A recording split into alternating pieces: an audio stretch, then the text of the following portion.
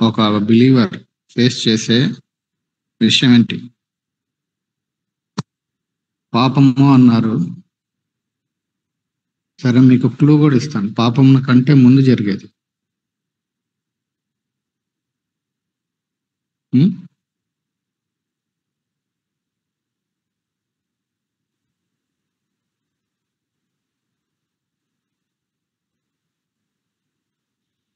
చెప్పండి. శోధనలో పట్టుకున్నా.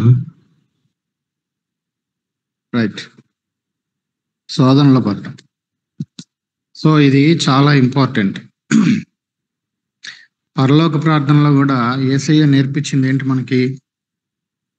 సరే, ఆ ప్రార్థన అంతా ఇప్పుడు మనం స్టడీ చేయం, కానీ ఏముంది అందులో ఒక మాట, మమ్మను శోధనలోనికి తేక.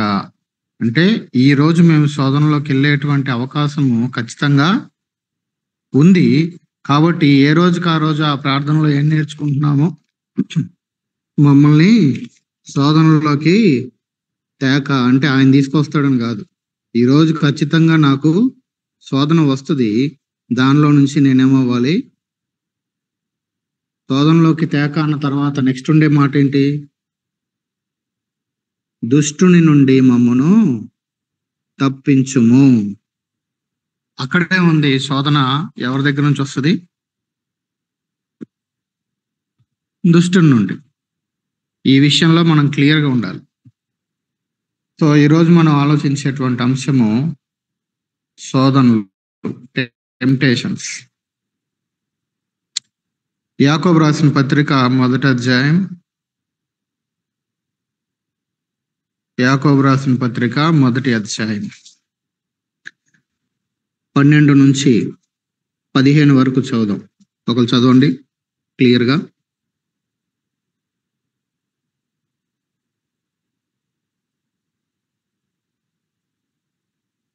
చదవండి ఎవరో ఒకరు.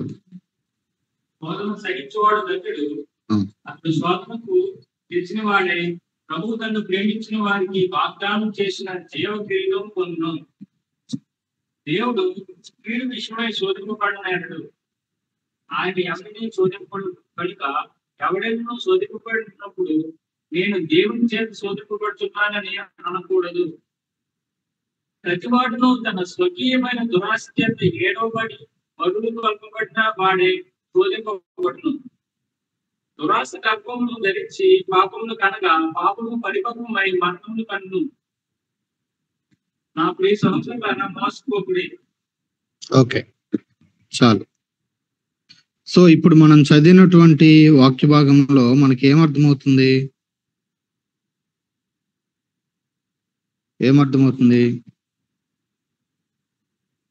శోధన సహించేవాడు ధన్యుడు అని చెప్తున్నాడు, బానే ఉంది. దాన్ని సహించిన వాడు ఎవడు అంట?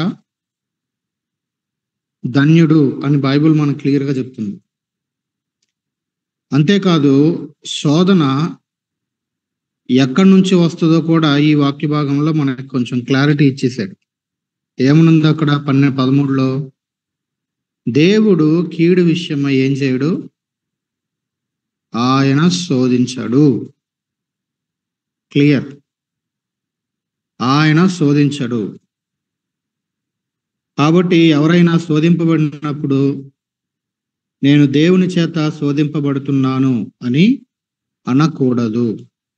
కాబట్టి శోధనకి కారణము ఏంటి అని అంటే అక్కడ క్లియర్గా ఉందేంటి? 14లో తన స్వకీయమైన దురాశ. ఎవడి మీదో తోసేసేది కాదు ఇది. దేవుడు నన్ను శోధిస్తున్నాడు, సాతాను నన్ను శోధిస్తున్నాడు. అఫ్ కోర్స్ వాడు శోధిస్తాడు, వాడి పేరే అది. అయితే ప్రైమర్లీ మనకు అర్థం అవ్వాల్సింది ఏంటి? అర్థమైందా? తన స్వకీయమైన దురాశ. తన స్వకీయమైన దురాశ, ఇది చాలా చాలా ఇంపార్టెంట్. స్వకీయమైన దురాశ చేత ఏడవబడిన వాడై వ్యక్తి, ఏ మనిషి అయినా సరే శోధించబడతాడు. సో ఇది మనము సీరియస్ గా చూడవలసినటువంటి ఏరియా. ఇప్పుడు శోధనలు ఎవరికి వస్తాయి?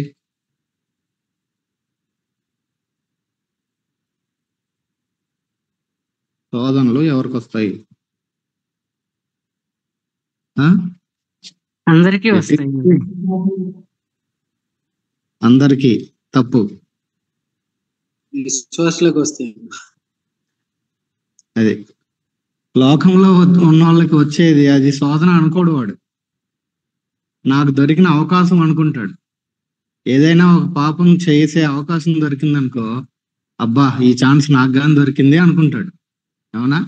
మనం కూడా ప్రభువుని ఎరగక ముందు ఈ రకమైనటువంటి జీవితంలో పాపంలో బ్రతుకుతున్న దినాలలో ఏదన్నా మన ముందుకు వస్తే ఏమనుకున్నాం? నాకు కాబట్టి ఈ ఛాన్స్ దొరికింది. అవునా? శోధన ఎప్పుడూ కూడా బిలీవర్కి అన్బిలీవర్కి కాదు. ఎందుకంటే అన్బిలీవర్ దాన్ని అసలు శోధనగానే ఎంచడు.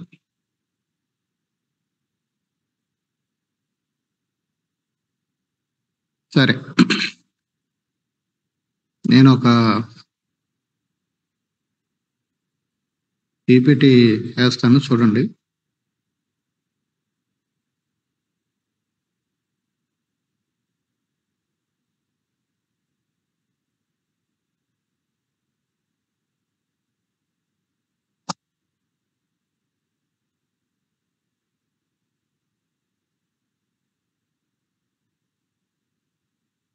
ఓకే, కనబడుతుందా స్క్రీన్? రైట్. సో ఇక్కడ ప్రశ్న ఏంటంటే, అక్కడ ఉన్న ప్రశ్నలు ఒకసారి చదవండి. ఎప్పుడన్నా ఇలా అనిపించిందా? నేను అసలు రక్షించబడ్డానా? నా పాపాలు నిజంగా క్షమించబడ్డాయా? ఎందుకు మళ్ళీ మళ్ళీ ఇలాగే జరుగుతుంది? ఎన్నిసార్లు పడిన పాపంలోనే మళ్ళీ మళ్ళీ పడాలి? ఇక నా వల్ల కాదు. ఇక జై జీవితం అనేది అసలు నా లైఫ్లో నాకు సాధ్యమేనా? దీన్ని జయించడం అనేది? నా స్నేహితులంతా బాగానే ఉన్నారు కదా, నేనే ఇట్లా ఉన్నాను. వీటిల్లో ఏదైనా ప్రశ్నలు వచ్చినాయా? ప్రశ్నలు రాలేదు అంటే అసలు క్వశ్చన్ చేయాలి ముందు. ప్రశ్నలు రాలేదంటే అలాంటి వాళ్ళని ప్రశ్నించాలి ముందు.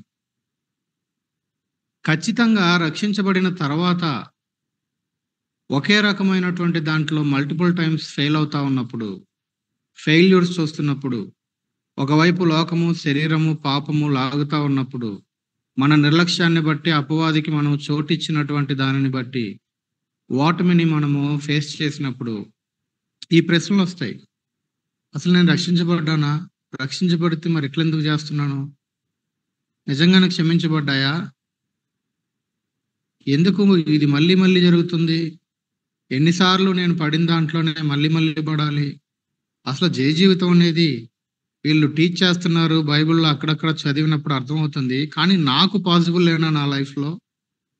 ఈ రకమైన ప్రశ్నలన్నీ ఖచ్చితంగా వస్తాయి. ప్రశ్నలు వస్తాయి. మళ్ళీ చెప్తున్నా, ఈ ప్రశ్నలు ఎప్పుడన్నా రాలేదు అంటే అసలు నువ్వు బిలీవర్వా అనే దాన్ని ప్రశ్నించాలి.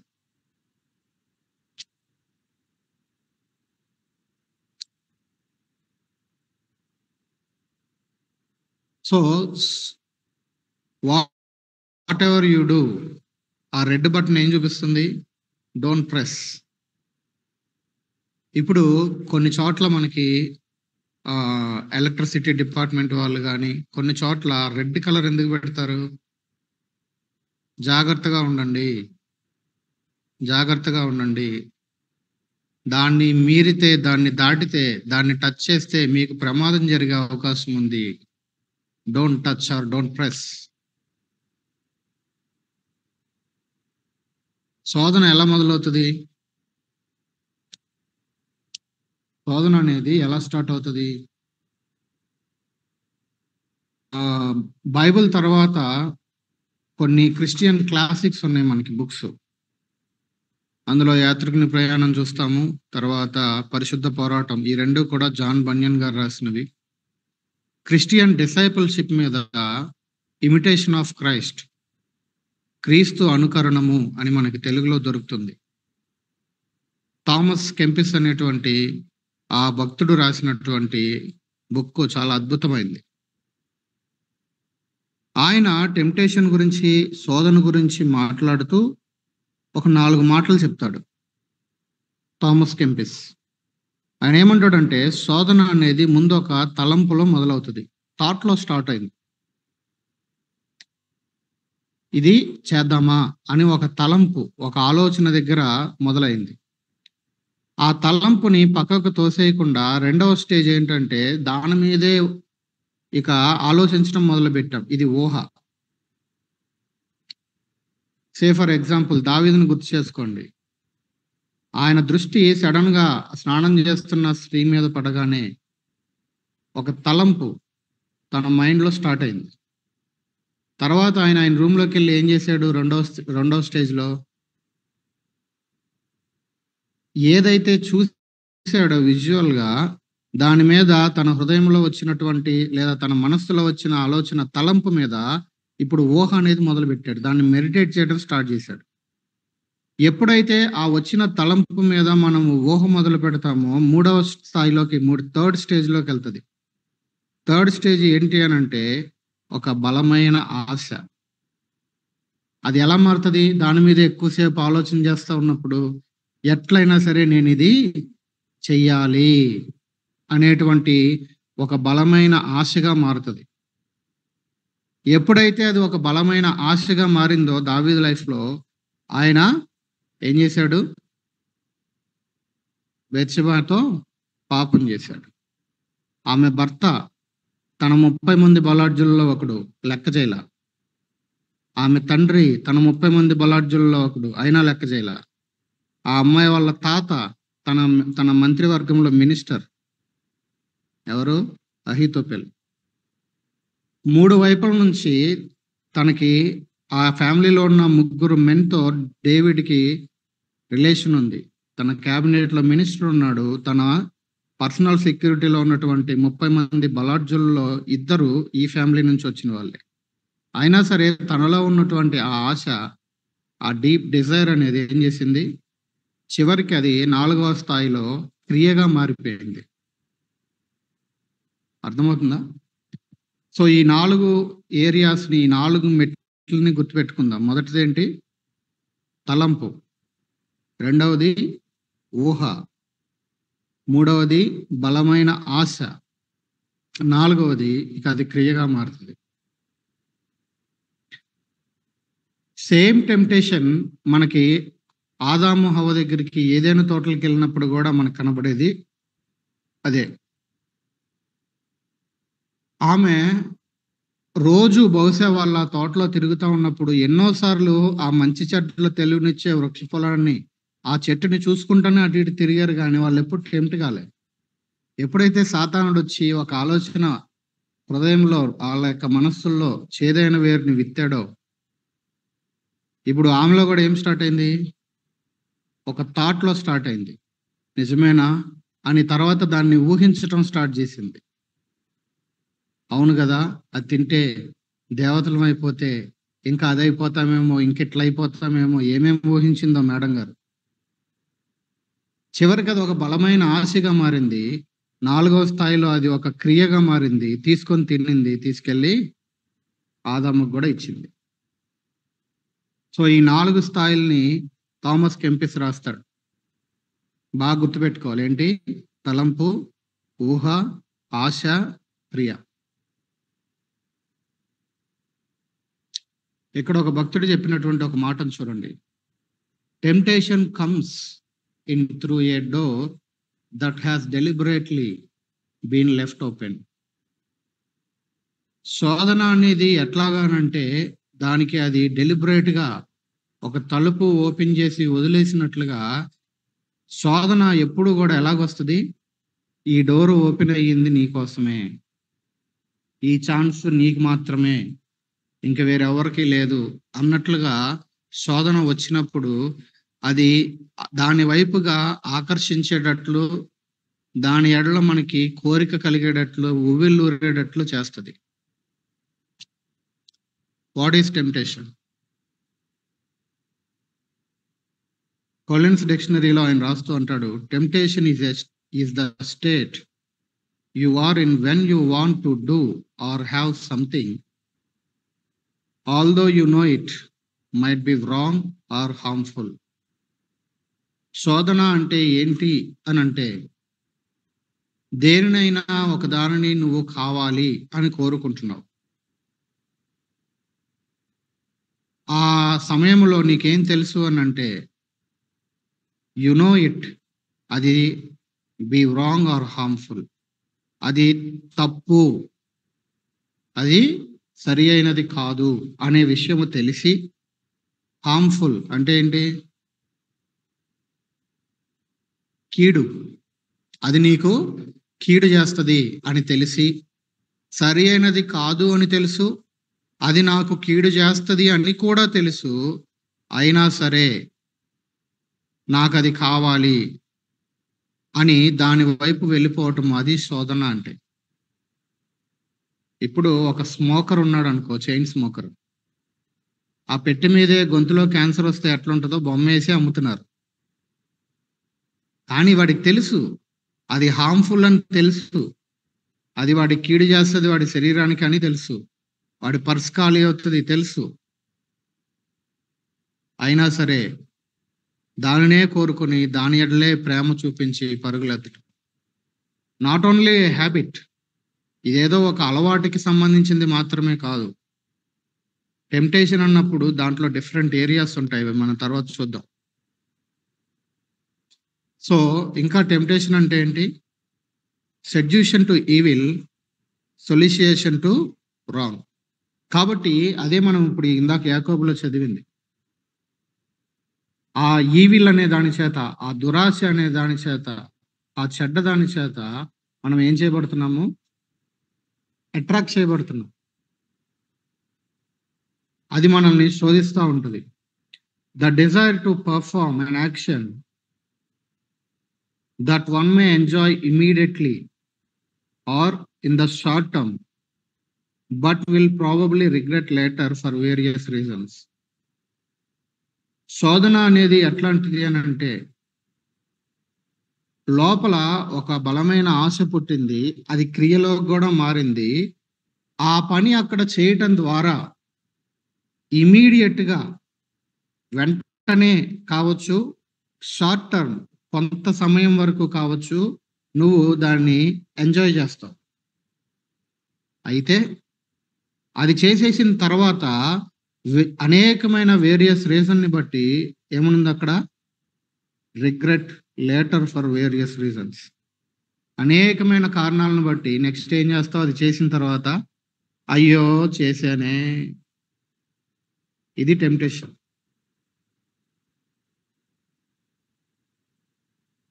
అందుకనే పాపము కంటే ముందు ఫస్ట్ టెంప్టేషన్ అనేది వెరీ డేంజర్. ఆ టెంప్టేషనే పాపంలోనికి నడిపిస్తుంది. ఈ దురాశ అనేదే, ఈ థాట్లో మొదలైందే, అది గర్భము ధరించి కనేటువంటి సంతానము ఎవరంట, పాపమును కనగా. అందుకే మనం ఫస్ట్ చదివిన ప్యాసేజ్ని అలాగే తీసి కళ్ళతో చూడండి. దురాశ గర్భమును ధరించి ఎవరిని కన్నది, డెలివరీ ఎవరయ్యారు, పాపం. ఈ పాపం పెరిగి పెద్దదయ్యి ఎలా రూపాంతరం చెందింది, పాపము పరిపక్వమై మరణము.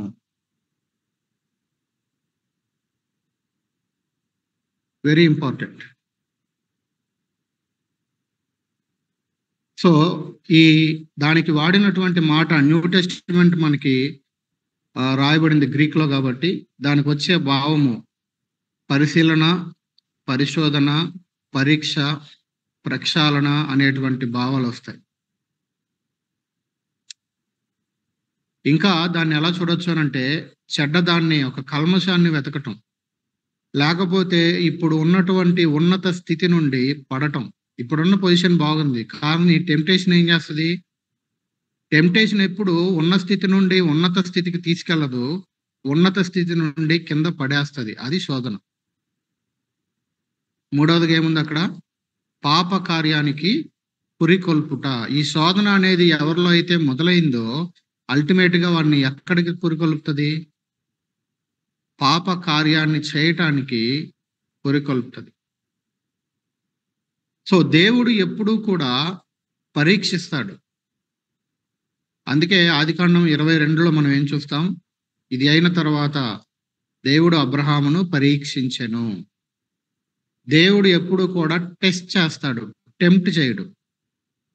దేవుని దగ్గర నుంచి వచ్చే వాటిని పరీక్ష అంటాము, టెంప్టేషన్ అని అనటానికి లేదు. అదే మనం ఇప్పుడు ఇందాక యాకోబులో చదివింది కూడా. ఎవడైనా శోధింపబడుతున్నప్పుడు నేను దేవుని చేత శోధింపబడుతున్నాను అని అనకూడదు. సాతానుడు శోధిస్తాడు, దేవుడు పరీక్షిస్తాడు. యేసు ప్రభువారు బాప్తిసం తీసుకున్న వెంటనే ఆ అరణ్యంలోనికి కొనిపోబడినప్పుడు పరిశుద్ధాత్మ చేత, అక్కడ మనం బైబిల్లో చదువుతాం, అప్పుడు ఆ శోధకుడు వచ్చి, అసలు వాడు ఎట్లా ఇంట్రడక్షన్ ఎలా ఉంది? పేరే శోధకుడు. వాడొచ్చి యేసు ప్రభుని శోధించడం మొదలుపెట్టాడు. కాబట్టి దేవుడు పరీక్షిస్తాడు, సాతానుడు శోధిస్తాడు. ఇక్కడ చూడండి, God tests us for our spiritual good, that we might become more holy and mature. దేవుడు ఎందుకు పరీక్షిస్తాడు అని అంటే మన ఆత్మీయ మేలు కోసం. ఆత్మీయంగా మనము ఇంకా మరి ఎక్కువగా పరిశుద్ధముగాను, మరి ఎక్కువగా పరిపక్వతలోనికి, ఎదుగుదలలోనికి రావాలి అని దేవుడు మనల్ని పరీక్షిస్తాడు, టెస్ట్ పెడతాడు. ఈవెన్ క్లాసుల్లో కూడా కొన్ని సిలబస్, కొంత సిలబస్ అయిపోగానే ఏం చేస్తారు, పిల్లలకి ఎగ్జామ్ పెడతారు. దేవుడు అదే విధముగా మన జీవితాల్లో ఆత్మీయంగా కొన్ని లెసన్స్ మనకి నేర్పించిన తర్వాత, థియరీ నేర్చుకున్నావు కదా, ఇప్పుడు రా నీకు ల్యాబ్ అంటాడు. ఓకే, టెస్ట్ పెడతాడు ఆయన. ల్యాబులకి వెళ్ళిన వాళ్ళకి బాగా అర్థం అవుతుంది. నేను వెళ్ళలేదు కానీ ఏంటి వినిందంతా ఇదే, అదే ప్రొసీజరే కదా నేను ఫాలో అయ్యాను, రిజల్ట్ మాత్రం ఎట్లొచ్చింది ఏంటి అని అనుకున్నారా? ల్యాబులకి వెళ్ళిన వాళ్ళు చెప్పాలి. అదే ఫాలో అయ్యాం కదా, ఈ ప్రొసీజర్నే చేశాం కదా, కానీ రిజల్ట్ ఏంటి ఎట్లొచ్చింది? సో దేవుడు మన యొక్క మేలు కోసమే, స్పిరిచువల్ గుడ్ కోసమే దేవుడు మనల్ని టెస్ట్ చేస్తాడు. దేవుడు టెంప్ట్ చేయడు. ఇది మనం బాగా గుర్తుపెట్టుకోవాలి. వ్యాన్ వెల్స్బీ అందుకే అంటాడు, the faith cannot be trusted. The faith cannot be, సరిగ్గా గుర్తు రావట్లేదు. ఏ విశ్వాసం అయితే పరీక్షకి గురవ్వదో దాన్ని నమ్మటానికి లేదు. ఏదైతే ఎవరి విశ్వాసం అయితే టెస్ట్ చేయబడదో, పరీక్షింపబడదో, ఆ విశ్వాసాన్ని ట్రస్ట్ చేయడానికి వీల్లేదంట. కంపెనీ వాడు ప్రొడక్ట్ చేసిన తర్వాత కూడా లాస్ట్లో ఒక డిపార్ట్మెంట్ ఉంటుంది, క్వాలిటీ కంట్రోల్ అని, క్యూసీ. నేను పరిచర్యకి రావడానికి ముందు చేసిన చివరి ఉద్యోగం దినకర్ ప్రెస్లో కొంతకాలం వెళ్ళినప్పుడు, వాళ్ళు ఐటీసీ క్లాస్మేట్ నోట్బుక్స్ వాళ్ళ దగ్గర ప్రిపేర్ అవుతాయి. చివర్లో క్యూసీ డిపార్ట్మెంట్ ఉంటుంది, క్వాలిటీ కంట్రోల్. అంతా అయిపోయి ఇక ఫైనల్ ప్యాకింగ్ జరిగే ముందు ఆ క్యూసీ వాళ్ళు చెక్ చేస్తారు. ఆ చెకింగ్లో అప్పుడప్పుడు మీరు చూస్తుంటారు, పేజెస్ ఒక దగ్గర ఫోల్డ్ అయిపోయి చిన్న ముక్కలు మిగిలిపోయి ఉంటాయి, అక్కడక్కడ లోపలికి ఫోల్డ్ అయిపోయి ఉంటాయి. ఆ కటింగ్లో కానీ, ఆ పేపర్ ఫోల్డ్ అయిపోయిన దగ్గర కానీ ఎక్కడైనా సరే కొంచెమైనా తేడా ఉంటే వాటిని వెంటనే తీసి పక్కన పడేసేవాళ్ళు. వాటిని వేరే దేనికి యూజ్ చేసేవాళ్ళు కాదు, కనీసం స్టాఫ్ కన్నా ఇచ్చేవాళ్ళు కాదు. నిర్దాక్షిణ్యంగా మిషన్లో వేసి ముక్కలు చేసి చెత్తలో పడేసేవాళ్ళు. అంత సీరియస్గా తీసుకుంటారు. ఎందుకు? వాళ్ళు క్వాలిటీ ఇవ్వాలి వాళ్ళకి. అది కొన్ని కోట్ల ప్రాజెక్ట్ వాళ్ళకి. సో ఖచ్చితంగా అక్కడ టెస్ట్ అనేది జరగకపోతే అక్కడ నష్టం జరుగుతుంది. సో సాతానుడు ఏం చేస్తాడు? ఇక్కడ మనకి రాయబడింది ఏముంది అక్కడ, జెనసిస్ 3లో కావచ్చు, మాథ్యూ 4లో కావచ్చు. అక్కడ వాళ్ళని, ఇక్కడ యేసు ప్రభుని వాడు ఏం చేస్తా వచ్చాడు? శోధిస్తానే వచ్చాడు. ఇక్కడ చూడండి ఎన్ని మాటలు వాడబడ్డాయో. మొదటిదేంటి? స్వకీయ దురాశ. తెలిసి కూడా తప్పు చేయాలి అనే కోరిక. పెడద్రోవ మళ్లించేటువంటి వక్ర మార్గము, శరీర స్వభావమును బయటికి లాగే ఒత్తిడి. అర్థమవుతున్నాయి ఆ మాటలు? మన శరీరానికి ఒక స్వభావం ఉంది బై డిఫాల్ట్. ఏంటి? పాపము తప్ప ఏమి చేయని స్వభావం శరీరానికి. సో లోపల ఉన్నటువంటి ఆ శరీర స్వభావాన్ని బయటికి లాగేటువంటి ఒత్తిడే టెంప్టేషన్. సత్య మార్గము నుండి పక్కకి తొలగిపోవాలి అనే ప్రేరేపణ టెంప్టేషన్, శోధన. చెడ్డదానిని పొందాలి అనే ఆశ టెంప్టేషన్. సో ఈ మాట very important. Temptation is not sin, but yielding to temptation is sin. శోధన రావటము, శోధన అనేది పాపము కాదు, శోధన రావటం అనేది పాపం కాదు. ఆ వచ్చినటువంటి శోధనకి మనము ఈల్డ్ అయిపోవటం, మనము దానికి లోబడిపోయి దానిని జరిగించటం, అది పాపం. అవ్వమ్మకి శోధన వచ్చింది, లోబడింది. యేసు ప్రభు కూడా శోధన వచ్చింది, ఆయన దానికి లోబడలేదు, లొంగలేదు. ఈయన జయించారు, ఆమెమో ఓడిపోయి పడిపోయింది. మార్టిన్ లూథర్ దీని గురించి బాగా చెప్తాడు. ఆయన ఏమంటాడనంటే, ఇప్పుడు ఆకాశంలో మనకి చాలా పక్షులు తిరుగుతూ ఉంటాయి ఎత్తులో. వాటిని మనం ఆపగలమా? ఒక 50 అడుగులో 100 అడుగులు పైన తిరుగుతూ ఉంటాయి, ఎగురుతూ ఉంటాయి అవి. వాటిని మనం కంట్రోల్ చేయలేము. కానీ అదే పక్షి పుల్ల పేర్చి నేను ఎత్తి మీద వచ్చి గూడు కడుతుంది అనుకో, ఆపగలమా? అది వచ్చి మొదటి పుల్ల తెచ్చి నెత్తి మీద పెడుతుండగానే అది ఇంకా తల మీద పూర్తిగా వాళ్ళకు ముందే దాన్ని తోలేస్తాం. అది టెంప్టేషన్ అంటే. సో ఆకాశంలో ఎగిరే పక్షులు ఎగరటాన్ని ఎలాగ ఆపలేనో, ఈ లోకంలో నేను బ్రతికినంత కాలము నాకు శోధనలు రాకుండా నేను ఆపలేను. కానీ నేను ఏం చేయగలనంటే, ఆ వచ్చినటువంటి శోధనకి లొంగిపోయి పడిపోకుండా, అంటే ఆ పొల్ల తెచ్చి నా నెత్తి మీద పేర్చి అది గూడు కట్టకుండా నేను ఆపగలను. ఇది సాధ్యమేనా? మొదటిది సాధ్యమా? మరి ఆపగలం ఆకాశంలో ఎగరకుండా? లెక్కలేనన్ని ఉన్నాయి. అది ఒకటా రెండా పోనీ ఏదో కష్టపడి ఆపటానికి. ఒకవేళ ఎవరన్నా ప్రభువా నన్ను శోధనలోనికి రానియద్దు అని ప్రార్థన చేస్తున్నామంటే దాని అర్థం ఏంటి? ఈ రోజు వచ్చే ఛాన్స్ ఉంది. ఏ రోజుకి ఆ రోజు, అది డైలీ ప్రేయర్. అది కొద్ది గొప్ప క్రిస్టియన్ బ్యాక్గ్రౌండ్ నుంచి వచ్చిన వాళ్ళకి ఇది అలవాటు ప్రార్థన. వాస్తవమైన భావం కూడా బహుశా తెలుసా అనేది ప్రశ్నించాలి. ప్రతిరోజు టెంప్టేషన్ అనేది పాసిబుల్లే. కాబట్టి ఈ రోజు ఎదురయ్యేటువంటి శోధనలో నన్ను పడనీయద్దు ప్రభువా అనేది ఆ ప్రార్థన.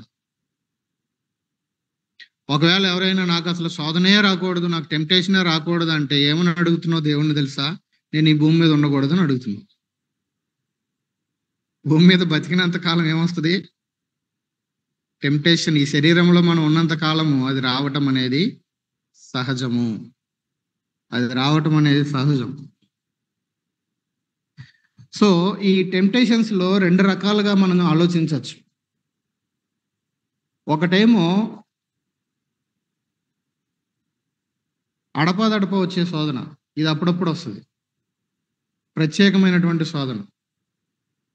కొన్ని అకేషన్స్ ఎలాగైతే మనకి పర్సనల్ లైఫ్లో వస్తాయో, అకేషనల్ టెంప్టేషన్స్ ఉంటాయి, అడపదడప వస్తూ ఉంటాయి. కొన్ని మాత్రం డే టు డే లైఫ్లో రెగ్యులర్గా ఉంటాయి. ఏది కష్టం మనకి? అకేషనల్గా వచ్చేదా, అడపదడప వచ్చేదా, లేకపోతే డైలీ వచ్చేదా?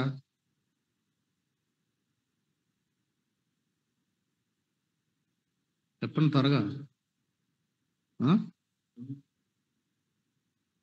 ఆన్లైన్లో వాళ్ళు కూడా త్వరగా రెస్పాండ్ అవ్వండి వెంటనే అడిగినాం.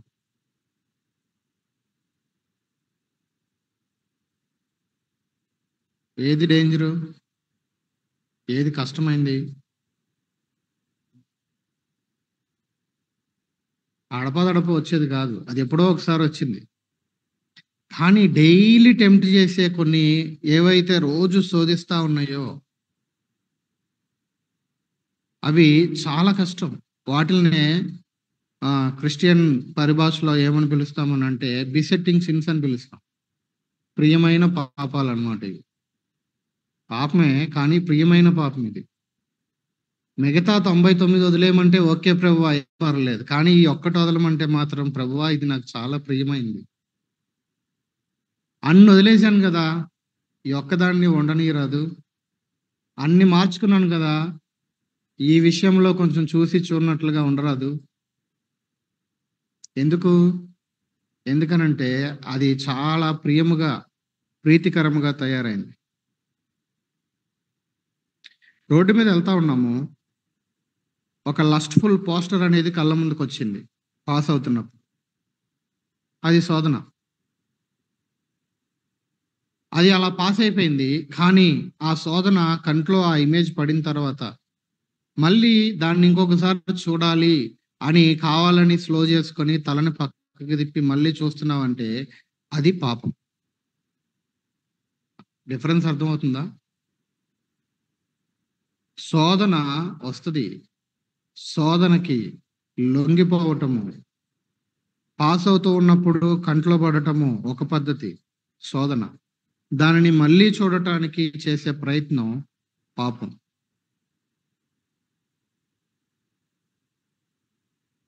ఇంతకీ సోర్స్ ఆఫ్ టెంప్టేషన్ ఏంటి? ఎందుకు మనం శోధించబడతాం? మొట్టమొదటిది ఏంటి? ఏముంది అక్కమ్మ 7:23 ఏముంది? శరీరం. జస్ట్ నోట్ చేసుకోండి చాలు. ఫ్లెష్. రెండవది ఈ లోకము. యోహాను రాసిన మొదటి పత్రిక 2:15 మనం చూస్తాం. ఈ లోకమునైనను లోకము అనేది మనల్ని టెంప్ట్ చేస్తుంది. మూడవది సాతానుడు. లోక 4లో ఎలాగైతే వాడు వచ్చి ప్రభువుని శోధించాడో ఆ శోధకుడు వచ్చి. సో వేటిని బట్టి మనము కూడా శోధించబడతాము. ఈ ఆర్డర్ని మళ్ళీ ముందు వెనక్కి ముందు చేయమాకండి. ఈ ఆర్డర్ని గుర్తుపెట్టుకోవాలి. ముందు ఫ్లెష్, మన శరీరం, తర్వాత లోకం, ఆ తర్వాత సాతాను. ఇప్పుడు ఒక వ్యక్తి ఎవరైనా సరే నరకానికి వెళ్ళాడు అంటే వాడు దేన్ని బట్టి నరకానికి వెళ్తాడు? త్వరగా రెస్పాండ్ అవ్వండి.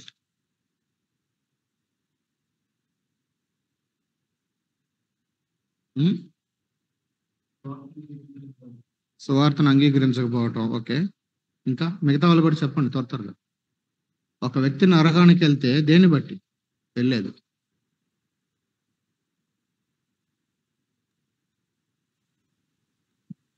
క్రియలను బట్టి.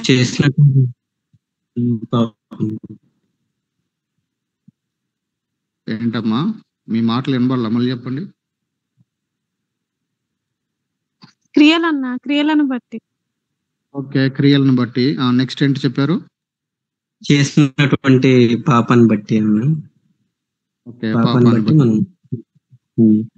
ఇంకా చేసిన పాపాలకి ప్రాయశ్చిత్తం పొందకుండా ఉంటాను. ఓకే, చేసిన పాపాలకి ప్రాయశ్చిత్తం పొందలేదు. Okay, next.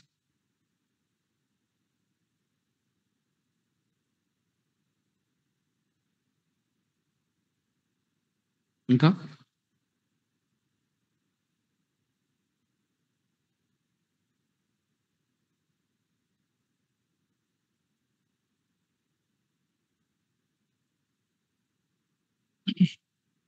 ఇంకా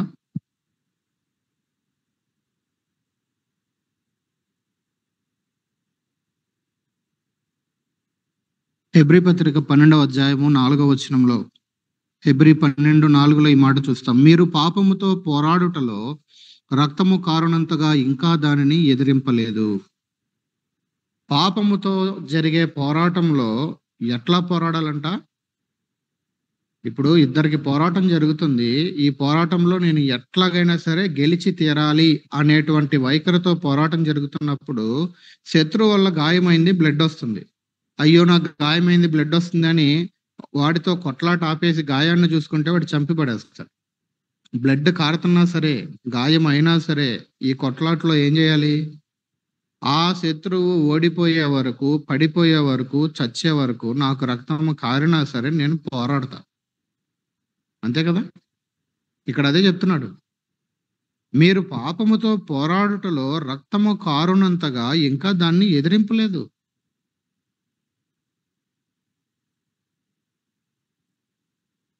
ఏ వ్యక్తి అయినా ఒకడు నరకానికి వెళ్ళాడు అని అంటే వన్ ఆఫ్ ది రీజన్ ఏంటి అని అంటే వాడి పాపము. పాపమును బట్టి ఇప్పుడు నేను దీన్ని ఇంకొకలాగా అడుగుతా. ఎవరైనా నరకానికి వాడి పాపమును బట్టి వెళ్తారా, సాతానుని బట్టి వెళ్తారా?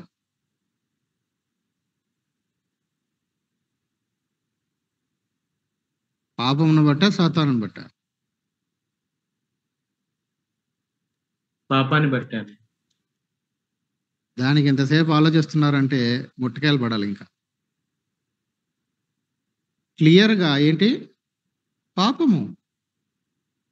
ఆదాము ఎలాగైతే ఆదాము పాపంలో పడ్డాడో ఆయన నుంచి మనకు సంక్రమించిన ఈ పాపపు బుద్ధి చేత పాపమును జరిగిస్తూ ఆ పాపమును బట్టే, పాపము వలన వచ్చిన జీతమే కదా మరణం అనేది, దేవునితో ఎడబాటు అనేది, ఈ నాశనము నరకం అనేది.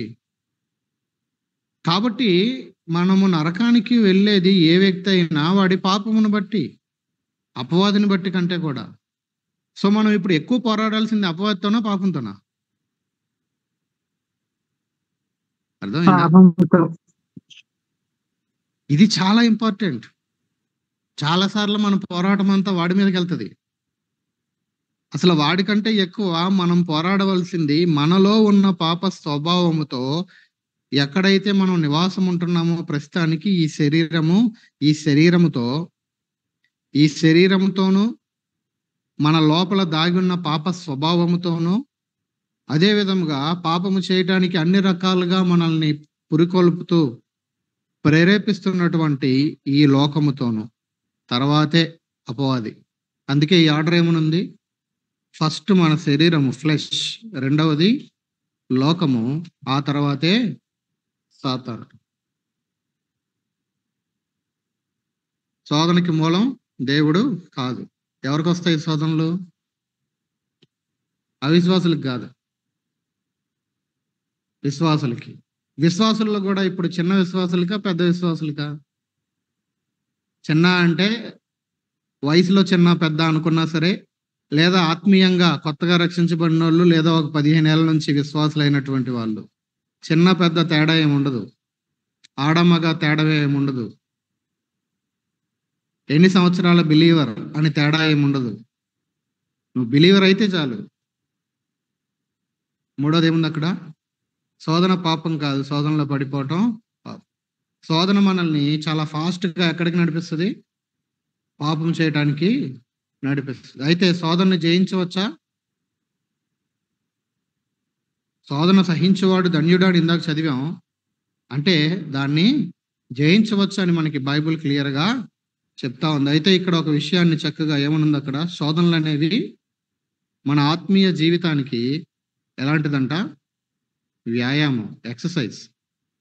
ఎలాగైతే బాడీకి జిమ్లకి వెళ్ళి ఎక్సర్సైజ్ చేసి బాడీలో ఫిట్గా ఉండాలని చేసే ప్రయత్నం ఏదైతే ఉందో, ఈ శోధనలు వచ్చినప్పుడే మనం మన యొక్క ఆత్మీయతని, మన యొక్క భక్తిని మనం ఎక్సర్సైజ్ చేస్తాం. అప్పుడే అది మన ఆత్మీయతకి ఏంటి? శోధన అనేది ఒక వ్యాయామం లాంటిది.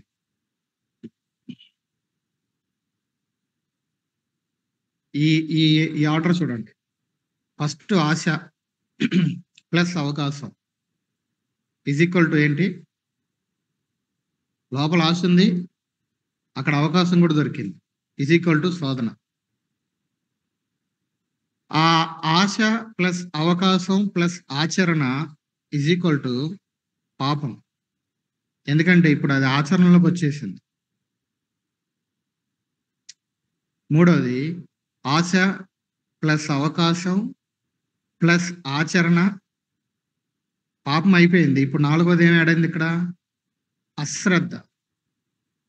ఆ జరిగినటువంటి పాపాన్ని ప్రభు దగ్గరకు వచ్చి సమర్పించుకొని క్షమాపణ పొంది పశ్చాత్తాపడి క్షమించమని అడిగి సరి చేసుకోకుండా ఉంటే అశ్రద్ధ ఈక్వల్ టు ఏంటి? మరణము లేదా తీర్పు. కాబట్టి శోధనకు మొదటి అడుగు ఆశ. ఇక్కడ ఒక 2 ఇమేజెస్ వాడబడ్డాయి.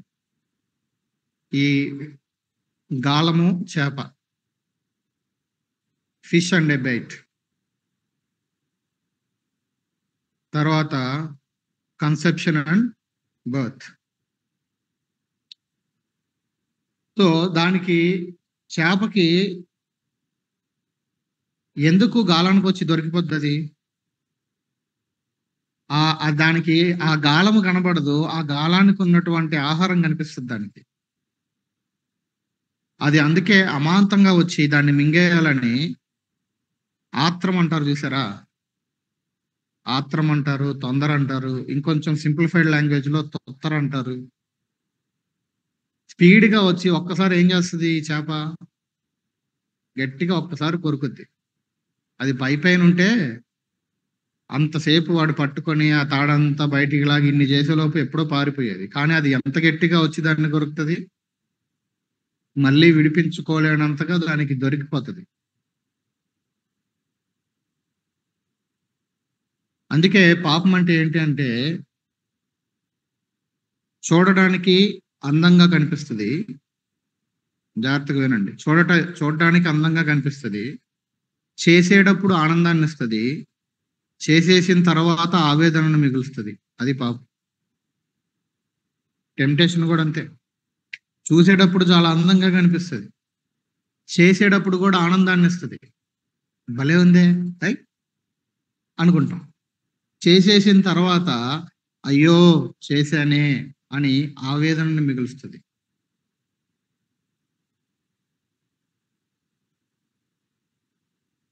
ఇప్పుడు శోధనకి ప్రేరేపించేటువంటి కారకాలు ఏమేమి ఉన్నాయి?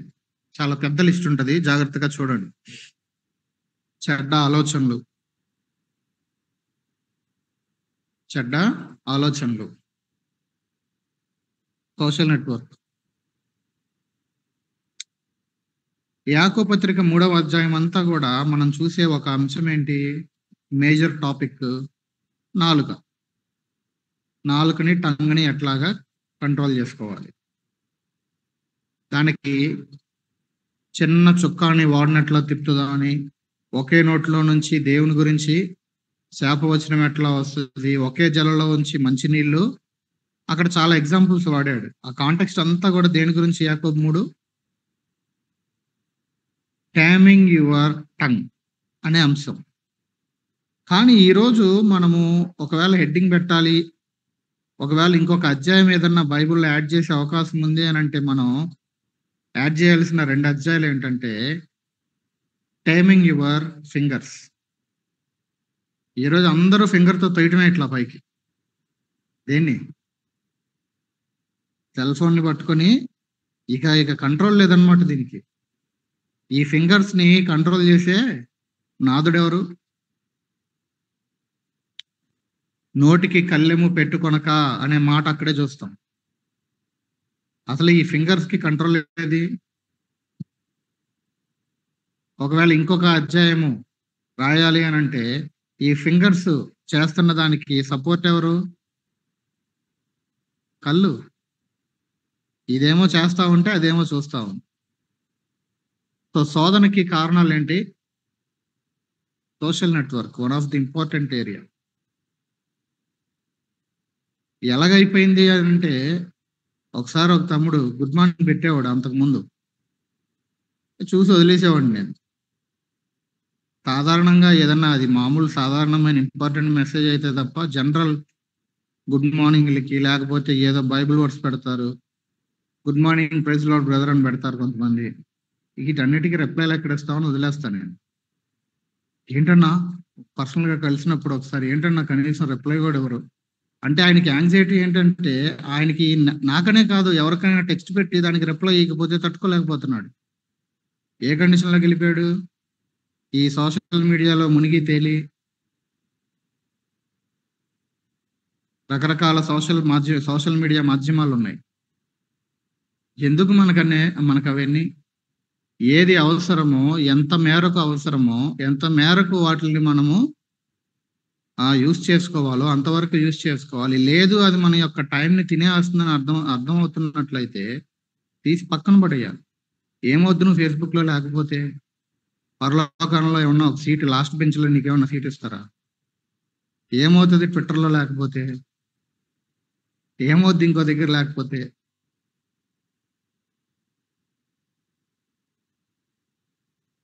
మినిమం ఇన్ఫర్మేషన్ ట్రాన్స్ఫర్ చేసుకోవడానికి మెయిల్స్ ఉన్నాయి, వాట్సాప్ ఉంది, 2 వాడితే చాలు కదా అనిపిస్తుంది నా మట్టుకు.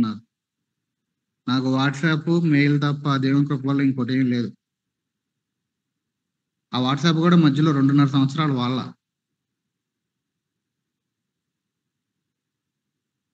ఎందుకంటే ఇవన్నీ మన టైంని తినేసే విషయాలు.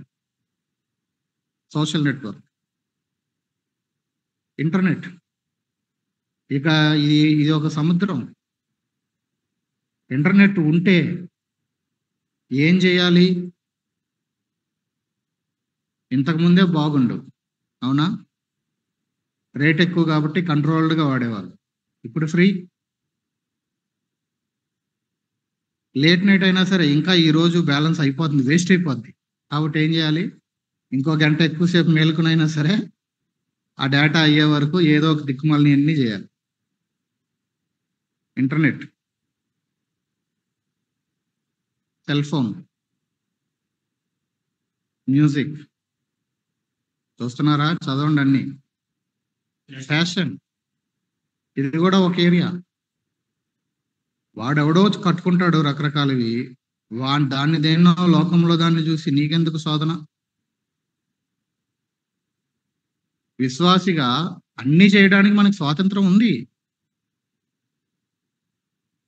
కానీ అన్ని చేయదగినవి కాదు. నువ్వు ఏ కలర్ వేసుకోవాలి, ఏ ఫిట్ వేసుకోవాలి, పెన్సిల్ కట్ వేసుకోవాలా, ట్యాపర్డ్ వేసుకోవాలా, రకరకాలు వచ్చినాయి. ఈ మధ్యలో వాళ్ళే చింపేసి కూడా అమ్ముతున్నారు ఎక్కువ రేటుకి. మన ఒళ్ళు కప్పుకునేలాగా ఉండాలా, లేకపోతే కనబడేలాగా వేసుకోవాలా, ప్రతిదానికి మనకి స్వాతంత్రం ఉంది. అయితే ఇక్కడ శోధనకి కారకాలు చూస్తున్నాం. వన్ ఆఫ్ ది ఏరియా ఏంటి? ఫ్యాషన్. ఈ ఫ్యాషన్ అనే పేరుతో ఈ శరీర ప్రదర్శన చేయటం వలన ఏమవుతా ఉన్నారు? టెంప్ట్ చేయబడతా ఉన్నారు. తర్వాత ఇంకొకటి ఏంటి? బెట్టింగ్స్.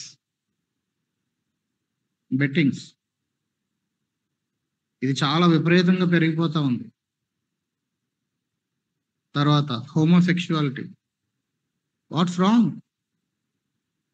అసలు నన్ను క్వశ్చన్ చేయడానికి నువ్వు? ఇది ఒక భయంకరమైన పాపం. తర్వాత ఏంటి? పోకిరి మాటలు. ఊరికే ఏదో ఒకటి లొడలొడ డబడబ మాట్లాడేసి ఊరికే అన్నానులే. బైబిల్ ఏం చెప్తుంది? నీ నోటి నుండి వచ్చిన ప్రతి మాటకి విమర్శ దినమని నువ్వు లెప్పక అప్పగించాలి అని చెప్తుంటే, ఏదో ఒకటి మాట్లాడేసి ఊరికే అన్నానులే, సరదా కన్నానులే అంటే, రేపొద్దున దేవుని ముందు నిలబడినప్పుడు సరే నాతో అంటే నేను ఒప్పుకుంటాను అనుకో. రేపొద్దున ప్రభు ముందు లేదులే ప్రభు, ఆ రోజు ఏదో సరదాగా అన్నాను, నలుగురు ఉన్నారని అంటే ఆయన ఏమంటాడు? చెప్పండి. మనకి కొలస్సీ పత్రిక 3వ అధ్యాయంలో మనం ఆ మాటలు చూస్తాం. విశ్వాసులకి తగినవి ఏంటి, విశ్వాసులకు తగనవి ఏంటి అని ఒక రెండు లిస్టులు రాశాడు.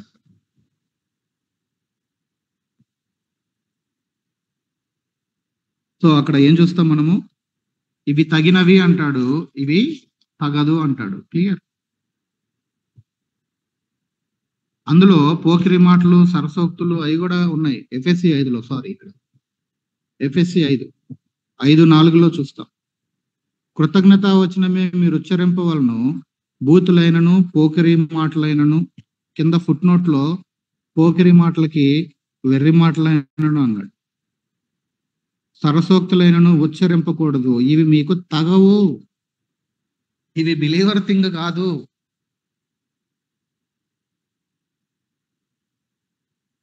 మరొక ఏరియా ఏంటి?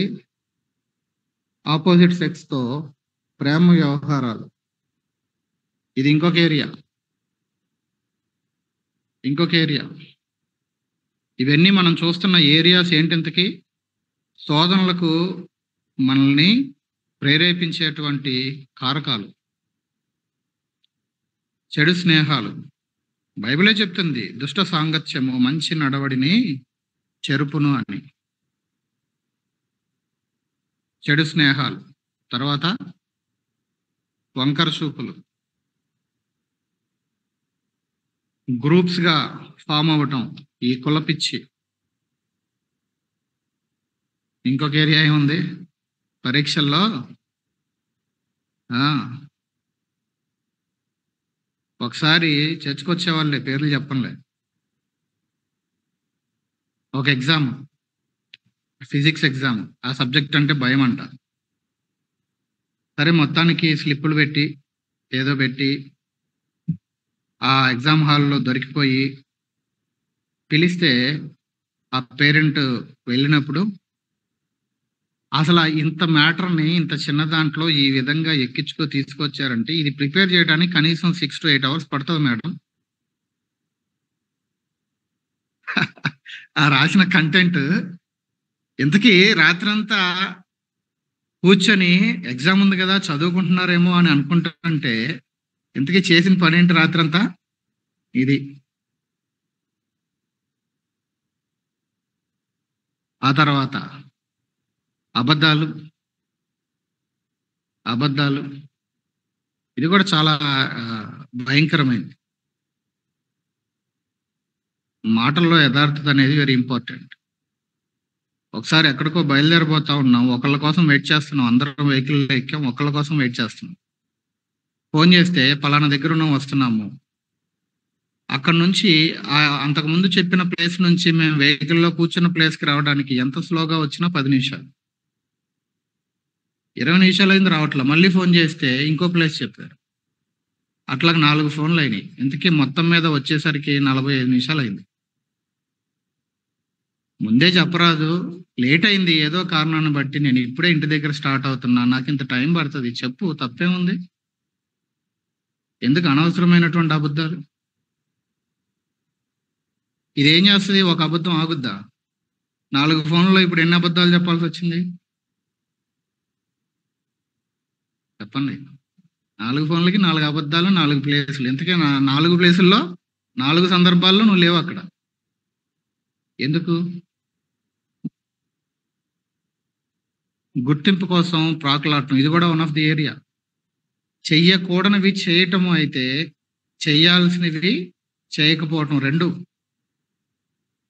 Sin of commission and sin of omission రెండు ఉన్నాయి. కాబట్టి గుర్తింపు కోసం ప్రాకులాట కూడా వన్ ఆఫ్ ది ఏరియా టెంప్టేషన్లో. నన్ను అందరూ గుర్తించాలి. ఈ రోజుల్లో క్రైస్తవ సమాజంలో ఇది చాలా టెంప్టేషన్ నడుస్తుంది. ఇప్పుడు ఆడెవడో యూట్యూబ్ ఛానల్ పెట్టుకుని వాళ్ళందరూ ఫేమస్ అయిపోతున్నారు, నేను ఇంకా ఎవడికి తెలియట్లేదు, కాబట్టి నేనేం చేయాలి? నేను కూడా ఒక ఛానల్ పెట్టుకొని నేను కూడా కొంచెం ఎవడన్నా పేరున్నోడిని 4 మాటలు అనేస్తే నేను కూడా లైమ్ లైట్లోకి వచ్చేస్తా. ఈ దరిద్రం జరుగుతుంది ఇప్పుడు. పేరు కోసం లేదా గుర్తింపు కోసం ప్రాకులాట. చదవండి ఏమున్నాయి ఇంకా నెక్స్ట్. బైక్ రేస్, వస్త్రాల మీద మోజు, ఇది కూడా టెంప్టేషనే. ఆ షెల్ఫ్ ముందు నుంచొని ఎన్నుంటాయో, 4 ఉంటే ఏది గొడవలేదు, కింద నుంచి తీసుకుంటాం, ఇక అయిపోయింది. ఆ 4 రొటేట్ అవుతా ఉంటాయి, ఎక్కువ అయిపోయి ఏది వేసుకోవాలో అర్థం కాక. ఇంకొకటి ఏంటో తెలుసా టెంప్టేషన్కి? ఇది చాలా ఇంపార్టెంట్. ఒంటరితనం. ఎవరితో కలవకుండా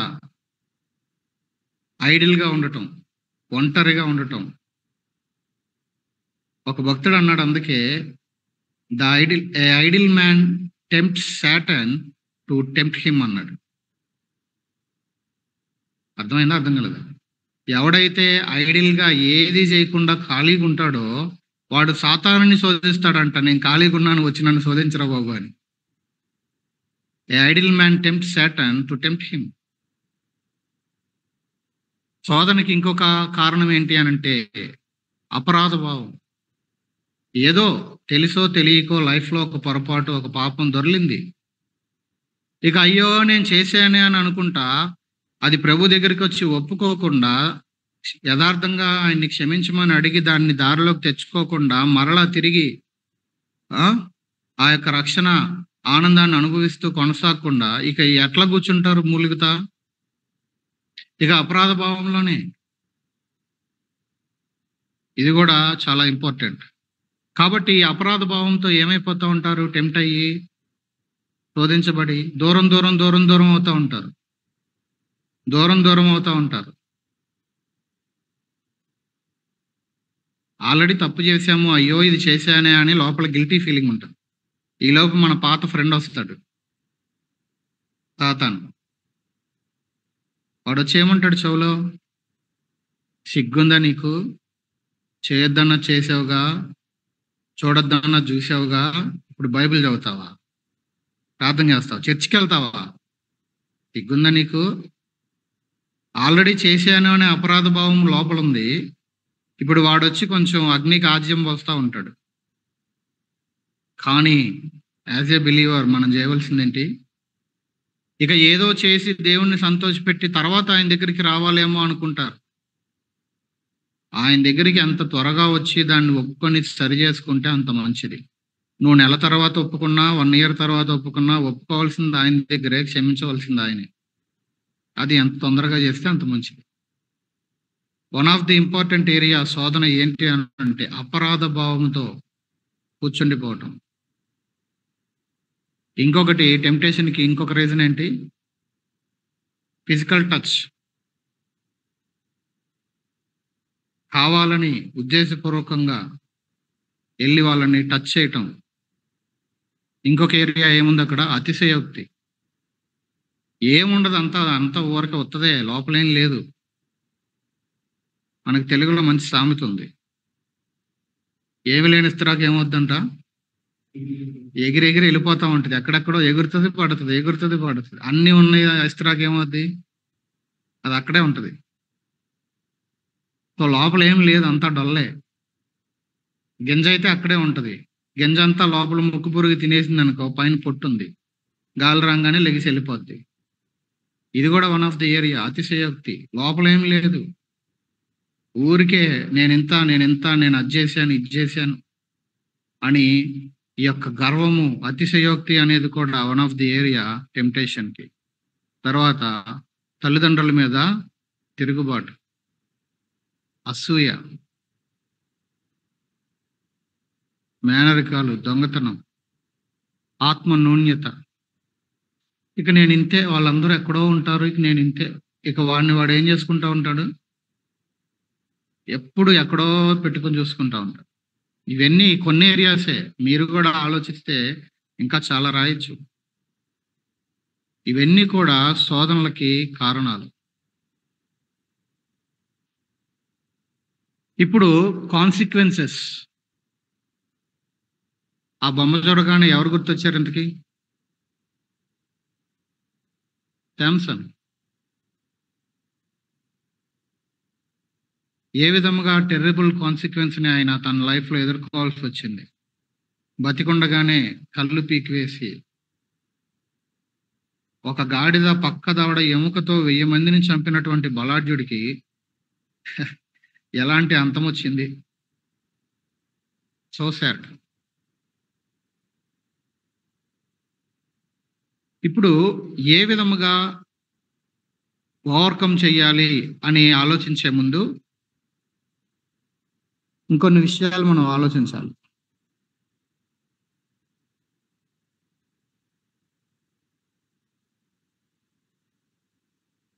సాధారణంగా జేసీ రైల్ అనేటువంటి ఒక భక్తుడు నాకు చాలా ఇష్టం.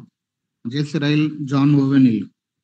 జాన్ ఓవెన్ ఆయన సిన్ అండ్ టెంప్టేషన్ గురించి ఆయన రాసిన బుక్స్ క్లాసిక్స్. ఆ రోజుకి ఈ రోజుకి ఇప్పుడున్న జాన్ మెకార్థర్ వాళ్ళందరూ కూడా అది చదివి మేలు పొందాము అని బాహాటంగా ఒప్పుకుంటారు వాళ్ళు.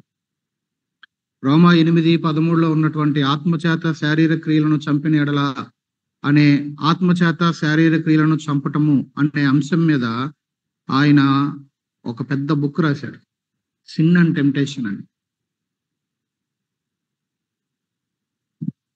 ఆయన ఒక సింపుల్ గా ఒక 4 మాటల్లో చెప్పాలంటే ఆయన ఏమంటాడంటే ఈ టెంప్టేషన్స్ గురించి, ఏ టైంలో ఇప్పుడు ఎవరైనా మన ఇంటికి ఎప్పుడు వస్తారో మనం ఎక్స్పెక్ట్ చేయొచ్చు. సాధారణంగా అర్ధరాత్రులు రారు. ఒకవేళ వచ్చేదైతే ముందే తెలిసిపోద్ది మనకి ఎప్పుడు వస్తారండి, ఎందుకంటే వాళ్ళు బిఫోర్ నోటీస్ చెప్తారు కాబట్టి. టెంప్టేషన్ ఎప్పుడు వచ్చే అవకాశం ఉంది అని అంటే, మొట్టమొదటిగా ఆయన చెప్పేది ఏంటంటే during times of prosperity. During times of prosperity, అన్ని సమృద్ధిగా ఉన్నప్పుడు వచ్చే పాసిబిలిటీ ఉంటుంది. పాసిబిలిటీస్ చెప్తాడు ఆయన. కాబట్టి ఆ టైంలో జాగ్రత్తగా ఉండాలి. ఎందుకంటే అన్ని సమృద్ధిగా ఉన్నాయి, ఏం కొదువు లేదు, ఏది కావాలంటే అది జరిగిపోతుంది నాకు. సామెతలు 30వ అధ్యాయము 8-9 వచనాలలో అగూరు ప్రార్థన చేస్తాడు. ఏమని? అటు అభివృద్ధి వద్దంటాడు, ఇటు లేమి వద్దంటాడు. ఎక్కువైపోయి దేవుడు ఎవడో నిన్ను దూషిస్తానేమో, తక్కువయ్యి ఒకవేళ దొంగతనం చేసి నీ నామానికి అవమానం తెస్తానేమో, కాబట్టి నాకు ఎక్కువ వద్దు తక్కువ వద్దు, కావాల్సినంత నాకు ఇవ్వు అని అంటాడు ఆయన.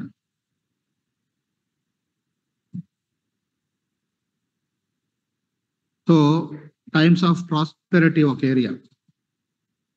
రెండవది times of spiritual Luke warmness, ఆత్మ సంబంధమైన విషయాల్లో నులివెచ్చనగా అయిపోవటం.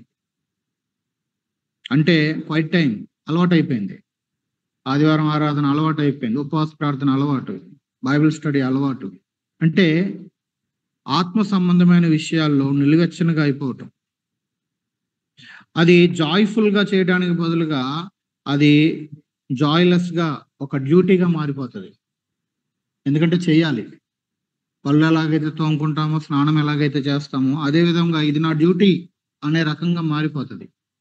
జాయ్ఫుల్ ఫెలోషిప్ కి బదులు ఒక జాయ్లెస్ డ్యూటీగా మారిపోతుంది. అప్పుడు నిలువెచ్చని స్థితి వచ్చేస్తుంది. మూడవ ఏరియా ఆయన చెప్పేది ఏంటి అంటే during times of spiritual heights, ఆత్మీయంగా కొంచెం ఎత్తులోకి వెళ్ళిన తర్వాత కూడా అక్కడ కూడా ఆగాలి. ఎందుకంటే అది వన్ ఆఫ్ ది ఏరియా మనము శోధనకి గురవటానికి. 2 కొరింథీ 12:7 పౌలు అంటాడు, నాకు కలిగిన ప్రత్యక్షతలు బహు విశేషము, అన్ని కాదు, ఎన్నని చెప్పమంటారు? బహు విశేషము. కాబట్టి నేను అత్యధికంగా హెచ్చింపకూడకుండానట్లు నా శరీరంలో ఒక ముళ్ళు అని అక్కడే చెప్తాడు. దానికోసం 3 సార్లు ప్రార్థించానని కూడా చెప్తాడు. దేవుడు నా కృప నీకు చాలన్నాడు, దాన్ని అలాగే ఉంచాడు. తీలా ఎందుకు ఉంచాడని చెప్తున్నాడు? నేను హెచ్చిపోకుండా నిమిత్తము. ఎందుకు హెచ్చిపోయే ఛాన్స్ ఉంది? ఎందుకంటే నాకు కలిగిన ప్రత్యక్షతలు అనేకం, అన్ని కాదు. అయితే ఇక్కడ మనం జాగ్రత్తగా అర్థం చేసుకోవాలి. అంటే ఏంటి? ఆత్మీయంగా ఎదగద్దనే, ప్రత్యక్షతలు దేవుని దగ్గర నుంచి పొందొద్దు అనే, ఆధ్యాత్మిక ఎత్తులలో మనం ఆనందించాలి, కానీ ఆ సమయాల్లో నిర్లక్ష్యంగా కాకుండా మన విషయమై మనం జాగ్రత్తగా ఉండాలి. ఇది చేస్తే చాలు, ఎదగద్దని కాదు దాని అర్థం. స్పిరిచువల్ హైట్స్ లోకి వెళ్ళినప్పుడు కూడా దేవుని పక్షంగా ఏదైనా ఒక పని పూనుకొని చేసినప్పుడు కావచ్చు, కొంచెం ఎదిగినప్పుడు కావచ్చు, ఒకప్పుడు ఇది నా వల్ల అవ్వలేదు, ఇప్పుడు నేను దీన్ని ఓవర్కమ్ చేయగలుగుతున్నాను, ఇది నా వల్ల సాధ్యమవుతుంది. ఒకప్పుడు ప్రార్థన అంటే 10 నిమిషాలు కూడా నా వల్ల అయ్యేది కాదు, ఇప్పుడు ఒక అరగంట చేయగలుగుతున్నాను. ఒకప్పుడు నాకే చేసేదాన్ని, ఇప్పుడు ఇంకొకరి కోసం కూడా చేయగలుగుతున్నాను. మంచిదే, ఎదగాలి. సో ఆత్మీయమైన ఎత్తుల్లో మనం ఆనందించాలి. అయితే ఆ సమయాల్లో మనం నిర్లక్ష్యంగా కాకుండా మన విషయమై మనం జాగ్రత్తగా ఉండాలి. ఎందుకంటే ఆ టైంలో మనం శోధించబడే ఛాన్స్ ఉంది. 4వది చాలా ప్రాముఖ్యమైనది, సెల్ఫ్ కాన్ఫిడెన్స్.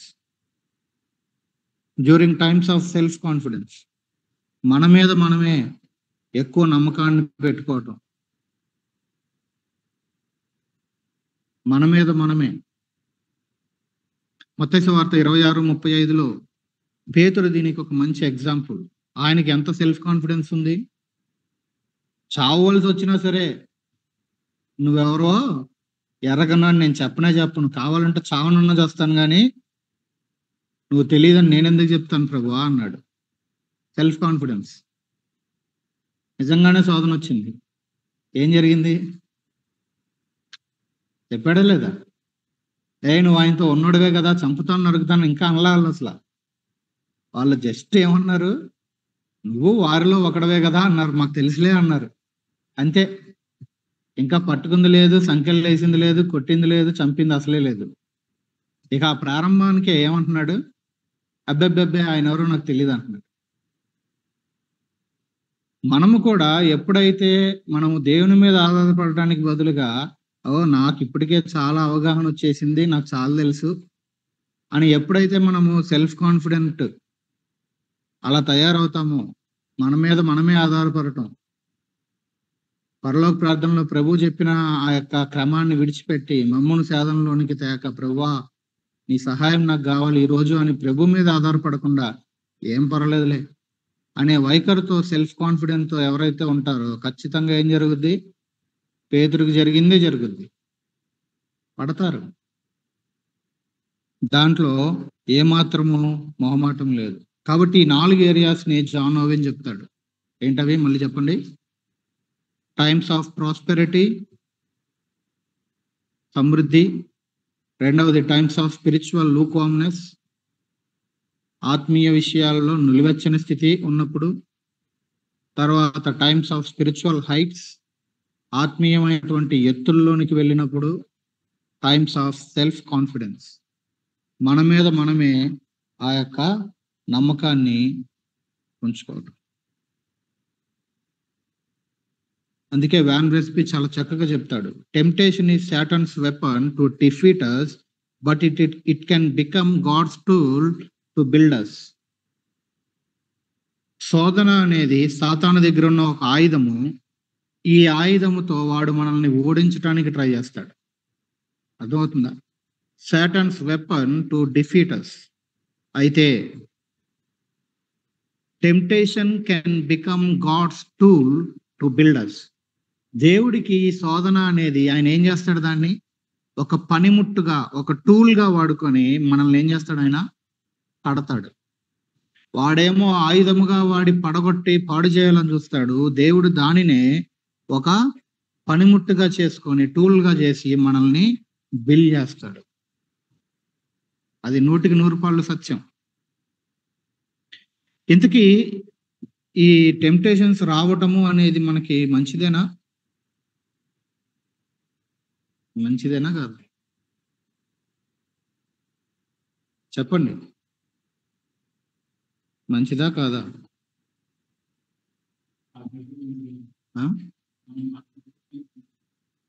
ఏమైతే పాస్ అయితే మంచిదంట, ఫెయిల్ అయితే మంచిది కదా?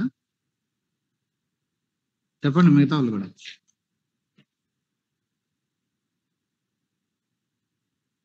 మంచిదా కాదా? మంచిదైతే ఎలా మంచిది, మంచిది కాకపోతే ఎలా మంచిది కాదు? మాట్లాడండి.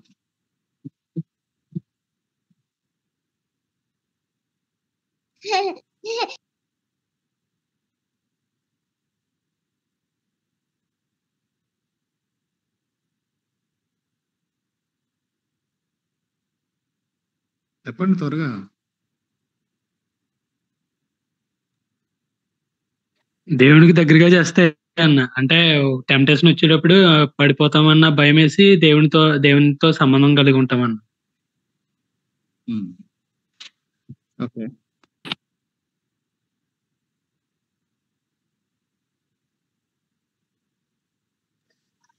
అదే పనిగా పడుతూ కరెక్షన్ లేకుండా ఉంటే డేంజర్, కానీ పడి లేవడం అనేది మంచిదే అన్న.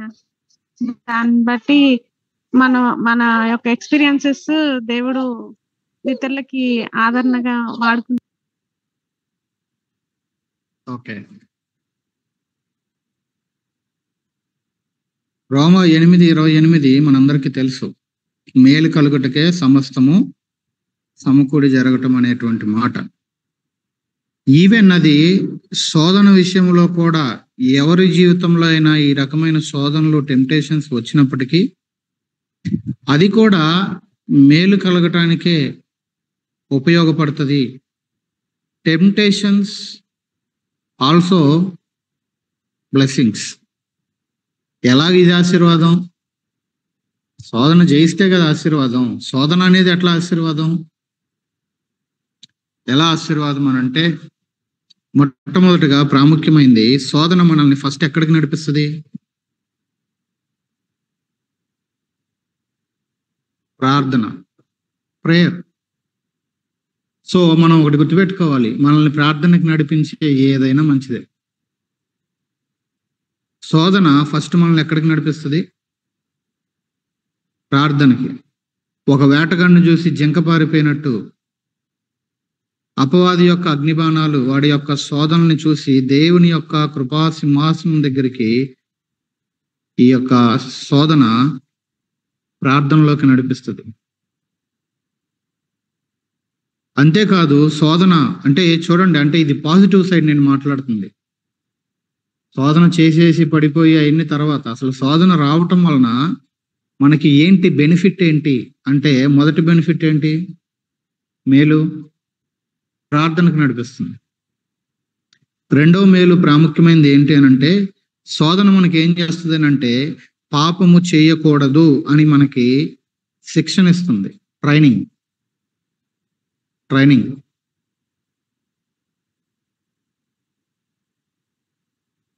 దేవుని బిడ్డ ఎంత ఎక్కువగా శోధనకు గురవుతాడో అంత ఎక్కువగా శోధనకి వ్యతిరేకంగా పోరాడటం నేర్చుకుంటాడు. ఇందాక మనం చదివాం హెబ్రీ 12:4 రక్తము కారణంతగా మీరు ఇంకా పాపముతో దానిని ఎదిరింపలేదని. ఇప్పుడు ఎక్కువ పోరాటం ఎవరికి తెలుస్తుంది? ఎన్ని ఎక్కువ సార్లు శోధనకు గురైతే, ఎంత బలమైన శోధనకి గురైతే అంత ఎక్కువ పోరాటం అనేది. వీడికి పోరాటం అనేది ఎక్కడ నేర్చుకున్నాడు? అసలు శోధనే రాలేదనుకో జీవిత కాలంలో ఒక్కసారి కూడా. మరి వీడు అసలు పోరాటం ఎప్పుడు నేర్చుకుంటాడు? జై జీవితము అనేది ఎప్పుడు చూస్తాడు? అసలు పోరాటమే లేదు, ఇక జై జీవితం ఎప్పుడు ఇంకా చూసేది? సో దానికి మంచి ఎగ్జాంపుల్ యోసేపు, పోతిఫర్ భార్య. ఎన్నో రోజులు పోరాటం ఇది, కానీ ఆయనకి ప్రతిరోజు ట్రైనింగ్ అన్నమాట. ఏంటి ట్రైనింగ్? ఈ రోజు శోధన వస్తుంది, నేను దీన్ని జయించాలి. ఈ రోజు కూడా మాట్లాడే పాసిబిలిటీ ఉంది, నేను ఓవర్కమ్ చేయాలి. ఇక ప్రతిరోజు ఈయనకేంటి? ప్రతిరోజు పోరాటం అన్నమాట. అనేక రోజులు ఆమె ఆ విధంగా చేస్తూ వచ్చిందని బైబిలే మనకు చెప్తా ఉంది. సో శోధన ప్రార్థనకి నడిపిస్తుంది, మొదటి మేలు. శోధన మనకి ట్రైనింగ్, శిక్షణ ఇస్తుంది, రెండవ మేలు. మూడవ మేలు ఏంటంటే శోధన మనలో గర్వాన్ని తగ్గిస్తుంది. ఎప్పుడైతే శోధన వస్తుందో, ఏంటి అట్లా చూసావు, ఎలా తగ్గిస్తుందనా? శోధన మనలో గర్వాన్ని తగ్గిస్తుంది.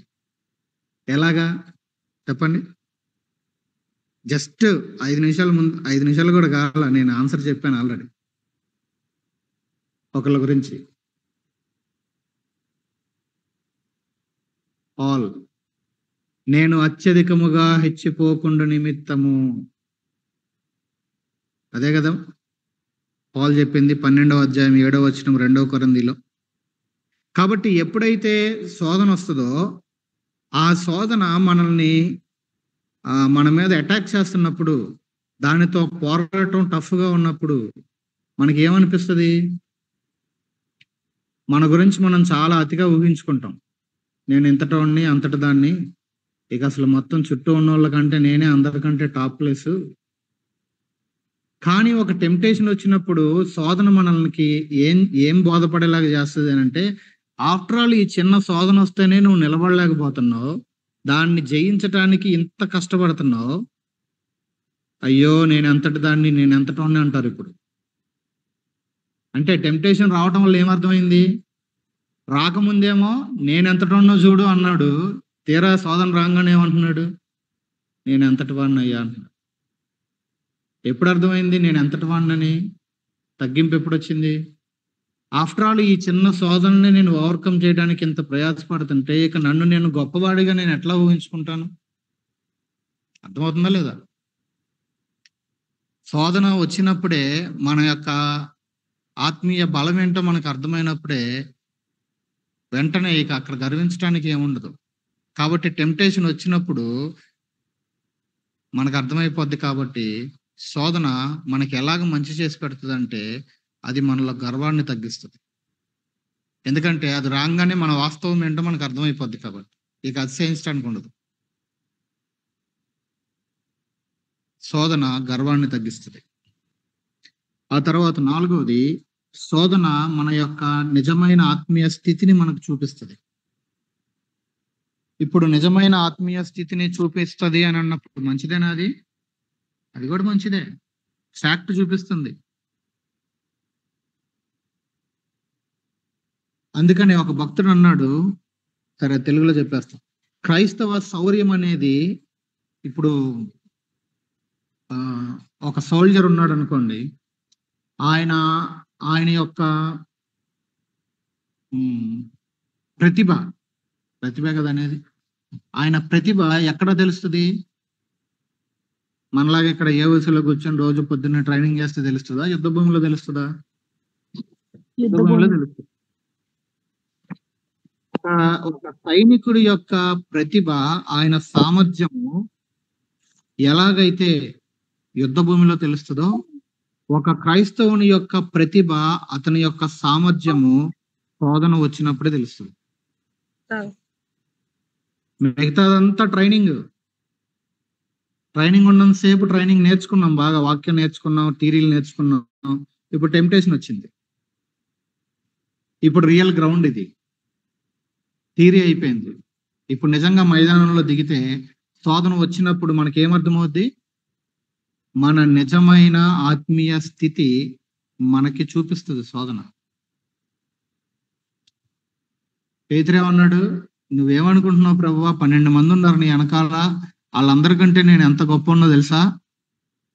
తావనన్నా చూస్తాను కానీ నిన్ను ఎరగనని నేను చెప్తాను, అసలు ఎప్పుడన్నా ఏం మాట్లాడుతున్నావు నువ్వు అన్నాడు. ఇప్పుడు శోధన రాగానే ఆయనకు ఎదురైన శోధన ఏం చూపించింది పేతురికి? నువ్వు చాలా ఓవర్గా ఆలోచించుకున్నావు నీ గురించి, నీ ఆత్మీయత ఇది చూడు. ఇప్పుడు శోధన ఏం చేసింది పేతురికి? అతని యొక్క ఆత్మీయ స్థితిని అతనికి చూపించింది. మన జీవితంలో కూడా శోధన వచ్చినప్పుడు మన ఆత్మీయ స్థితిని మనకి శోధన చూపిస్తుంది. ఇప్పుడు ఇది మంచిదేనా? నేను నెగిటివ్ ఏరియాస్ చెప్పట్లా, శోధన రావటాన్ని కూడా మేలు కలగటకే దేవుడు ఎలా చేస్తాడో మాట్లాడుతున్నాం మనం. చూపిస్తాడు దేవుడు, మంచిదే. కనీసం అది వచ్చినప్పుడన్నా అర్థమవుతుంది మన గురించి మనకి. సాధారణంగా మనుషులుగా మనకు ఉండేటువంటి ఒక టెండెన్సీ ఏంటంటే, మనందరం ఓవర్ థింకర్స్. ఏ ఏరియాలో ఓవర్ థింకర్స్? ఇక అన్నిటిలో. కానీ ఇది వచ్చినప్పుడు మన యొక్క థింకింగ్ కూడా దారిలోకి వస్తుంది. అంతేకాదు, ఇది ఎన్నోదింతకి? మొదటిది ప్రార్థనకి నడిపించడం, రెండవది మనకి ట్రైనింగ్ ఇస్తుంది శోధన, మూడవది మనలోని గర్వాన్ని తగ్గిస్తుంది, నాలుగవది మన యొక్క ఆత్మీయ స్థితిని మనకు చూపిస్తుంది, ఐదవది శోధన మన జీవితంలో ఎదురైనప్పుడు మన జీవితంలో జరిగే మరొక మేలు ఏంటి అని అంటే, దానిని మనము ఎదుర్కొనిన తర్వాత, దాన్ని మనం దాటిన తర్వాత, ఆ ఫేజ్ ని ఇందాక కూడా ఎవరో చెప్పారు, ఇప్పుడు ఎవరైతే దాని గుండా వెళ్తున్నారో వాళ్ళకి ఆలోచన చెప్పడానికి, వాళ్ళని ఓదార్చడానికి, లేదా వాళ్ళని బలపరచడానికి, సింపుల్ గా చెప్పాలంటే ఇతరుల మేలు కొరకు మనల్ని సిద్ధం చేస్తా ఉంది శోధన. అర్థమైందా? అర్థం కాలేదు. ఇతరుల మేలు కోసం మన జీవితంలో ఎదురైన ఈ శోధన, ఈ ఫేజ్ ని మనం దాటిన తర్వాత మనం ఒక పాఠాన్ని నేర్చుకున్నాం. ఇప్పుడు ఇది ఇతరులకి మేలుకరముగా దేవుడు మారుస్తాడు. అదే మనం 2 కొరింథీ 1:4 పౌలు యొక్క సాక్ష్యాన్ని వింటాం. దేవుడు మమ్మల్ని ఎట్టి ఆదరణతో ఆదరించాడో, శోధన వచ్చింది, మేము ఆదరించబడ్డాం. ఇప్పుడు అటువంటి ఆదరణతో ఎట్టి వారినైనా ఆదరించడానికి ఇప్పుడు మేము శక్తివంతులం అయ్యాము అని. అంటే దేవుడు వాళ్ళు వెళ్ళిన ఫేజెస్ లో వాళ్ళని ఏం చేశాడు? ప్రిపేర్ చేశాడు. ఇప్పుడు ఆ ప్రిపరేషన్ ని ఇతరుల కోసం వాడుకుంటున్నాడు. సో శోధన ఇతరుల యొక్క మేలు కొరకు దేవుడు మనల్ని సిద్ధపరిచేటువంటి ఒక మాధ్యమం. అంతేకాదు, శోధన ఇంకొక ప్రాముఖ్యమైన ఏరియా, తండ్రి అయినటువంటి దేవుడి కనికరాన్ని మన పట్ల ఇంకా ఎక్కువగా రేకెత్తించేలాగా చేస్తుంది. ఇప్పుడు ఇంట్లో 2 పిల్లలు ఉన్నారనుకో, ఒకడు బాగానే ఉన్నాడు, ఇంకొకటి సిక్ అయ్యాడు, జ్వరమో మోషన్సో ఏదో ఒకటి అనుకోండి, సిక్ అయ్యారు. ఫోకస్ అంతా ఎవరి మీద ఉంటుంది? బాగున్నాడు మీద, అనారోగ్యంగా ఉన్నాడు మీద. అవునా కదా? సింపుల్. అర్థం కానిది ఏముంది అందులో? ఎలాగైతే అనారోగ్యంతో ఉన్నటువంటి ఒక బిడ్డ మీద శ్రద్ధ చూపిస్తూ ఉంటామో, దేవుడు కూడా ఎవరైతే శోధనకి గురవుతా ఉన్నారో వాళ్ళ మీద ఆయన ఎక్కువ శ్రద్ధ పెడతాడు. ఎందుకు శ్రద్ధ పెడతాడు? ఎందుకు? వాడు గాని ఆ శోధన టైంలో ప్రభువా ఇది నాకు వచ్చింది, ప్లీజ్ హెల్ప్ అని నా వైపు తిరుగుతాడేమో, నేను ఇమ్మీడియట్ గా హెల్ప్ చేద్దామని నన్ను కాసుకొని ఉంటాడు. అర్థమవుతుందా లేదా? ఆయన చాలా రెడీగా ఉంటారు. ఒక డిసీజ్డ్ చైల్డ్ మీద ఎలాగైతే మనం ఫోకస్ పెడతామో, శోధనకి గురవుతున్నటువంటి వారి మీద కూడా ఆయన దృష్టి అంత కేంద్రీకృతమై ఉంటది. మంచిదే. అందుకే మార్టిన్ లూథర్ అంటాడు, టెంప్టేషన్స్ ఆర్ క్రైస్ట్స్ ఎంబ్రేసెస్ అంటాడు. శోధనలు క్రీస్తు యొక్క ఆలింగనాలు. తెలుగులో వర్డ్ టు వర్డ్ ట్రాన్స్లేట్ చేస్తే కౌగిలింతలు. Temptations are Christ's embraces.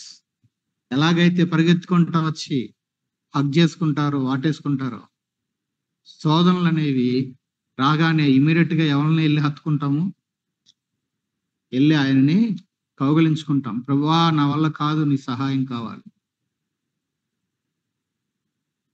అంతేకాదు శోధన ఏం చేస్తుందో తెలుసా? చేసే ఇంకొక మేలు, పరలోక సంబంధమైనటువంటి ఆశను, పరలోక సంబంధమైన విషయాలను గురించిన ఆశను మనలో ఇంకా ఇంకా పెంచుతుంది శోధన. ఇప్పుడు శోధన వచ్చింది, దాన్ని ఓవర్కమ్ చేయకుండా పాపం చేసి పడిపోయాం అనుకుందాం. దానికి ప్రతిఫలం ఏంటి? రేపు పరలోకంలోకి వెళ్ళాక కదా. లేదు, శోధన వచ్చింది, దాన్ని దేవుని కృప వల్ల ఆయన మీద ఆధారపడి జయించాం. బహుమానం ఎక్కడుంది? సో శోధన ఏం చేస్తుందంటే, నేను ఇప్పుడు ఇది చేయకూడదు, నేను దీన్ని ఓవర్కమ్ చేయడం వల్ల రేపు నాకు అక్కడేముంది? ప్రతిఫలం ఉంది. అర్థమవుతుందా? శోధన పరలోక విషయమైనటువంటి ఆశని మనలో పెంచుతూ ఉంటది. నేను ఇది చేయకుండా ఉంటాను, సో దట్ నాకు అక్కడ ప్రతిఫలం ఉంటుంది. ఆ ఆశతోనే కదా ఇక్కడ ఈ ఆశని ఓవర్కమ్ చేస్తుంది. లేకపోతే ఇదే చేసుకుంటా బతకచ్చుగా. ఒకసారి మనోహర్ అనే ఒక తమ్ముడు, ఆర్మూర్ తంది, తెలంగాణ మనిషి, మేము ఓపెన్ ఎయిర్ బహిరంగ సువార్తకి వెళ్ళినప్పుడు, మినిస్ట్రీకి వచ్చిన ఎర్లీ డేస్ లో 2011 లో అనుకుంటా, వేరే ఒక టీంతో, హెబ్రోన్ టీంతో బహిరంగ సువార్త ఓపెన్ ఎయిర్ చేయటం నేర్చుకోండి అని జోసఫ్ అన్న ఒక ముగ్గురిని పంపించాడు, నన్ను ఇంకొక ఇద్దరు. మేము ఆ టీంతో ఓపెన్ ఎయిర్ చేయడానికి వెళ్ళినప్పుడు వాళ్ళు వ్యాన్ లో కూర్చొని సువార్త చెప్తుండేవాళ్ళు. ఆ సౌండ్ వినబడే రేడియోస్ లోనే మేము వెళ్ళి ట్రాక్స్ డిస్ట్రిబ్యూట్ చేసి రావాలి, ఇద్దరిద్దరు వెళ్ళి. నా టీంలో ఆ తమ్ముడు ఉన్నాడు, మనోహర్ అని, అప్పుడు ఇంటర్మీడియట్ చదువుతున్నాడు. ఏంటో మరి ఎక్కడికి వెళ్ళినా, ఏ ఊర్లో, ఒక ఊరు నుంచి ఒక ఊరికి వెళ్తా ఉన్నాం, విలేజెస్ కి, ఎక్కడికి వెళ్ళినా అంతో ఎంతో వ్యతిరేకించే వాళ్ళందరూ పాపం మా తమ్ముడికే తగిలారు. సరే, నేను ఒక సందులోకి వెళ్ళి ట్రాక్స్ ఇచ్చేసి బయటకు వచ్చేసరికి కింద పడిపోయిన కరపత్రికలు ఏరుతున్నాడు. ఏమైంది తమ్ముడు అని అడిగితే, ఒక ఆయన వచ్చాడంట, ఆయనకి ఇవ్వగానే ఆయన తాగున్నాడు, 4 మాటలు తిట్టి చేతిలో ఉన్న కరపత్రికలు రాక్కొని విసిరేశాడు. సరే, కొంచెం చిన్నపిల్లలాగా ఉన్నాడు, పిల్లోడు కదా, నేనేదో 4 మాటలు, ఏం పర్లేదు తమ్ముడు, ప్రభు కూడా ఇట్లాంటి ఎన్ని సహించారు, ఇక మనకు అలవాటుగా ఈ చెప్పడం అన్ని అని చెప్తుంటే, ఆ తమ్ముడు ఏమన్నాడంటే, చాలా ఇన్నోసెంట్ గా, నాకు గుర్తు చేసుకున్నప్పుడల్లా నవ్వు వస్తుంది, అన్న నీకు కుళ్ళు అన్న, నా కిరీటంలో ఒక రాయి పడ్డదని అన్నాడు. అర్థమైందా? అర్థం కాలేదు. అంటే తనకున్న అవగాహన ఏంటి? నాకంటూ ఒక కిరీటం ఉంది, నేను ఇప్పుడు పొందిన ఈ అవమానాన్ని బట్టి ఇప్పుడు నా కిరీటంలో పడ్డదంటే పడిపోయిందని కాదు, తెలంగాణ భాష ఏంటి, ఒక రాయి యాడ్ అయింది. నీకు కుళ్ళు అన్న, నా కిరీటంలో ఒక రాయి పడ్డదని అన్నా. దట్స్ ట్రూ, వాస్తవం అది. మత్తయి 5లో చెప్పింది అదే కదా, నా నిమిత్తమై శ్రమలు, నిందలు, ఆనందించి సంతోషించి గంతులేయండి అన్నాడు. ఎందుకు? అక్కడ మీకు ప్రతిఫలం ఉంది. కాబట్టి టెంప్టేషన్స్ వచ్చినప్పుడు మనకి ఏం జరుగుతుందండి? పర సంబంధమైన విషయాలను గురించిన ఆశని పెంచుతుంది. నేను ఇప్పుడు దీన్ని జయిస్తాను, ఎందుకంటే రేపు నాకు అక్కడ ప్రతిఫలం ఉంటుంది కాబట్టి.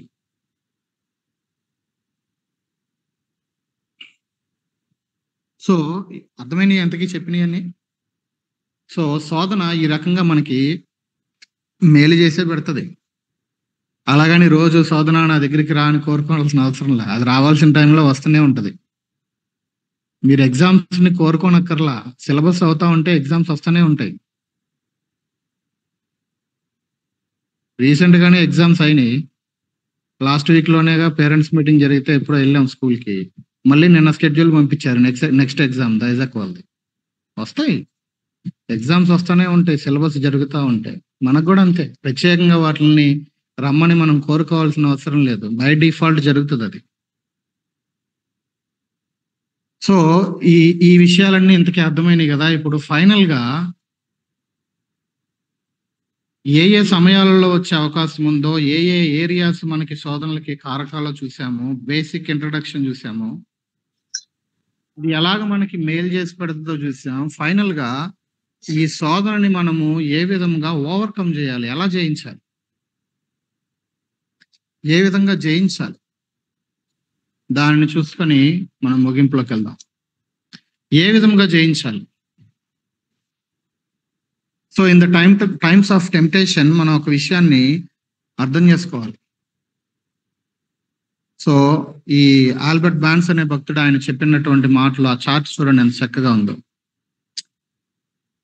ఇన్ టైమ్స్ ఆఫ్ టెంప్టేషన్ ఆయన ఏమంటాడు, మొట్టమొదటిది recognise it for what it is. అది ఒక ట్రాప్, అది ఒక ఉచ్చు, గుర్తుపెట్టుకో. అంతేకాదు సోర్స్ ఎవరు అని అంటే ఈ శోధనకి సాతాను. అంతేకాదు recognise the consequence of it, దానికి ఒక పర్యవసానం ఉంటుంది, కాబట్టి నువ్వు దాని నుంచి దూరం వెళ్ళిపోవాలి. అంతేకాదు ఇంకో విషయాన్ని కూడా నువ్వు గుర్తెరగాలి, ఏంటి అని అంటే recognise the appeal of it. అది ఏం అపీల్ చేస్తుంది, ఏం కోరుతుంది? The flesh. అంతేకాదు శోధన వచ్చినప్పుడు recognise your need for action. అక్కడ నువ్వు స్పందించాల్సినటువంటి నీ యాక్షన్ ఏమై ఉండాలి? Flee from it. దాని నుంచి ఏం చేయాలి? పారిపోవాలి. అంతేకాదు in the times of temptation recognise the benefits. రేపొద్దున దానిని ఓవర్కమ్ చేస్తే నువ్వు పొందేటువంటి బెనిఫిట్స్ ని గుర్తు చేసుకో. చివరిగా ఏముంది? Recognise there is a way of escape. శోధన వచ్చింది, బాగానే ఉంది, అయితే ఇంకొక విషయాన్ని నువ్వు గుర్తెరగాలి, ఏంటి అని అంటే దానిలో నుంచి తప్పించుకునే మార్గము కూడా ఉంది. అది ఎక్కడ ఉందో దానికోసం వెతుకు, జయించు. కాబట్టి మనందరి జీవితాల్లో కూడా ఇది పాసిబుల్లే.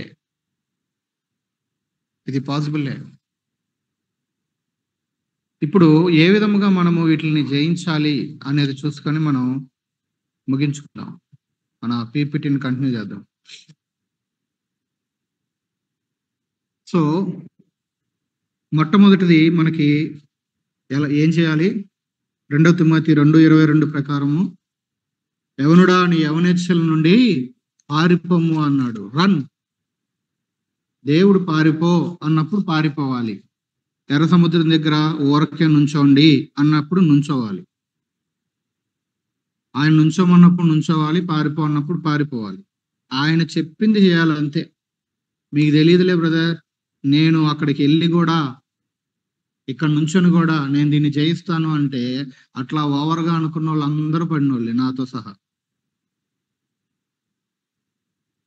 పరిగెట్టాల్సిందే. పారిపో అన్నప్పుడు పారిపోవాలంతే, మొహమాటం లేదు అందులో. ఇది మొదటిది. రెండవది ఏం చేయాలి? 119:9 కావచ్చు, 119:11 కావచ్చు. దేవుని వాక్యము నీ ఎదుట నేను పాపము చేయకుండానట్లు నా హృదయంలో ఏం పెట్టుకున్నాను? వాక్యం ఉంచుకున్నాను. వాక్యము, వర్డ్ ఆఫ్ గాడ్ ఏం చేస్తుంది? పాపము చేయకుండా మనల్ని ఆపుతుంది. పాపము చేయకుండానట్లు వాక్యం ఉంచుకున్నాను. ఇప్పుడు దాన్ని రివర్స్ లో చదవండి. వాక్యం ఉంచుకోలేదు కాబట్టి ఏం చేశాడు? పాపం చేశాడు. సింపుల్. పారిపోమన్నాడు, పారిపోలేదు, అక్కడే నుంచున్నాడు, పాపం చేశాడు. సింపుల్. తర్వాత మూడవది ఏంటి? ప్రార్థన ప్రార్థన దానిని ఎలా తప్పించుకోవాలో జ్ఞానం కోసము prayer for wisdom and also help. ప్రభువా, దీనిలోంచి నేను ఎలా బయటపడాలో నాకు జ్ఞానం ఇవ్వు. రెండవది, బయటపడటానికి నాకు సహాయం చేయి. జ్ఞానము కొరకు, సహాయము కొరకు ప్రార్థించటం. ఈ ప్రార్థన దగ్గర ఇంకొక మాట మనం యాడ్ చేసుకోవాలి. యేసుక్రీస్తు ప్రభు వారు చెప్పారు మత్తయి సువార్త 26:41, మీరు శోధనలో పడకుండానట్లు మెలకువగా ఉండి ప్రార్థన చేయండి అంటారు. మెలకువగా ఉండి ప్రార్థన చేయండి అంటే ఏంటి? మెలకువగా ఉండి ప్రార్థన చేయడం అంటే నిద్రపోకుండా ప్రార్థన చేయమనేనా? మరి రోజు ఎందుకు నిద్రపోతున్నారు అందరూ? అదేనా దాని అర్థం? శోధన వస్తుంది, అది వచ్చి నిన్ను పడవేసే అవకాశం కూడా ఉంది. కాబట్టి పడక ముందే నువ్వు జాగ్రత్తగా, ఇప్పుడు యుద్ధం వచ్చిందని ఆర్మీ వాళ్ళు తయారుగా ఉన్నారా ఏంటి? అది ఒకవేళ వస్తే ఎంతసేపట్లో రియాక్ట్ అవుతారు? అన్ని రెడీగా పెట్టుకుని ఉంటారు. ట్రైనింగ్ రెడీగా ఉంటుంది, బ్యాచ్ రెడీగా ఉంటుంది, షిఫ్ట్ల వైజ్ గా. అక్కడ ఒకవేళ యుద్ధం చేయాల్సి వస్తే యుద్ధ విమానాలు రెడీగా ఉంటాయి, అన్ని రెడీగా ఉంటాయి. ఒక్క మాట సైరన్ ఇచ్చారంటే చాలు, ఈవెన్ డ్రెస్ కూడా వేసుకుని రెడీగా ఉంటారు వాళ్ళు. డ్యూటీలో ఉన్న వాళ్ళు ఇమ్మీడియట్ గా వెళ్ళిపోతారు అంతే, అటాక్ చేయడానికి. శోధన మెలకువగా ఉండటం అంటే అది ప్రిపేర్డ్ గా ఉండటం. మీలో కొంతమంది చదువుకున్న వాళ్ళు ఉన్నారు కదా బీటెక్. ఫ్లైవీల్ మెకానిజం ఏంటి? ఫ్లైవీల్ మెకానిజం తిరుగుతూ ఏం చేస్తుంది?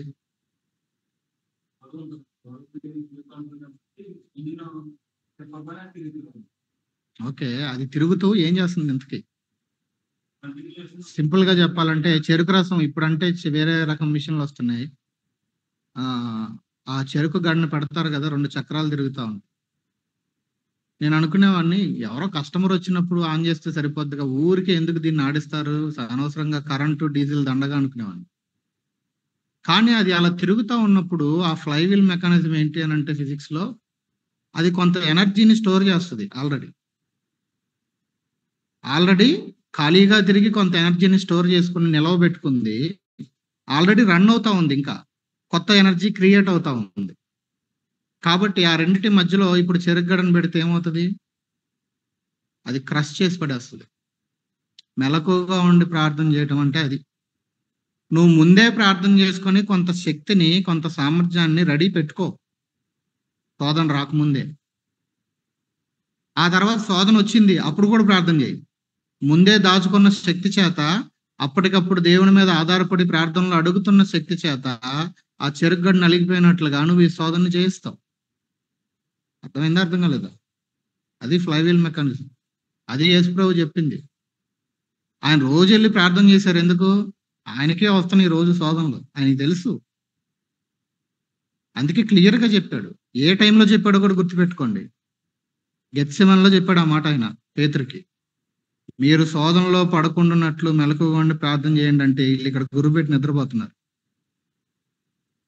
అందుకే ఆయన ఎవరో నాకు తెలియదు అనే శోధనకి లొంగిపోయాడు. అందుకే ఎందుకు? బికాస్ ప్రార్థన చేయలేదు, పడుకున్నాడు.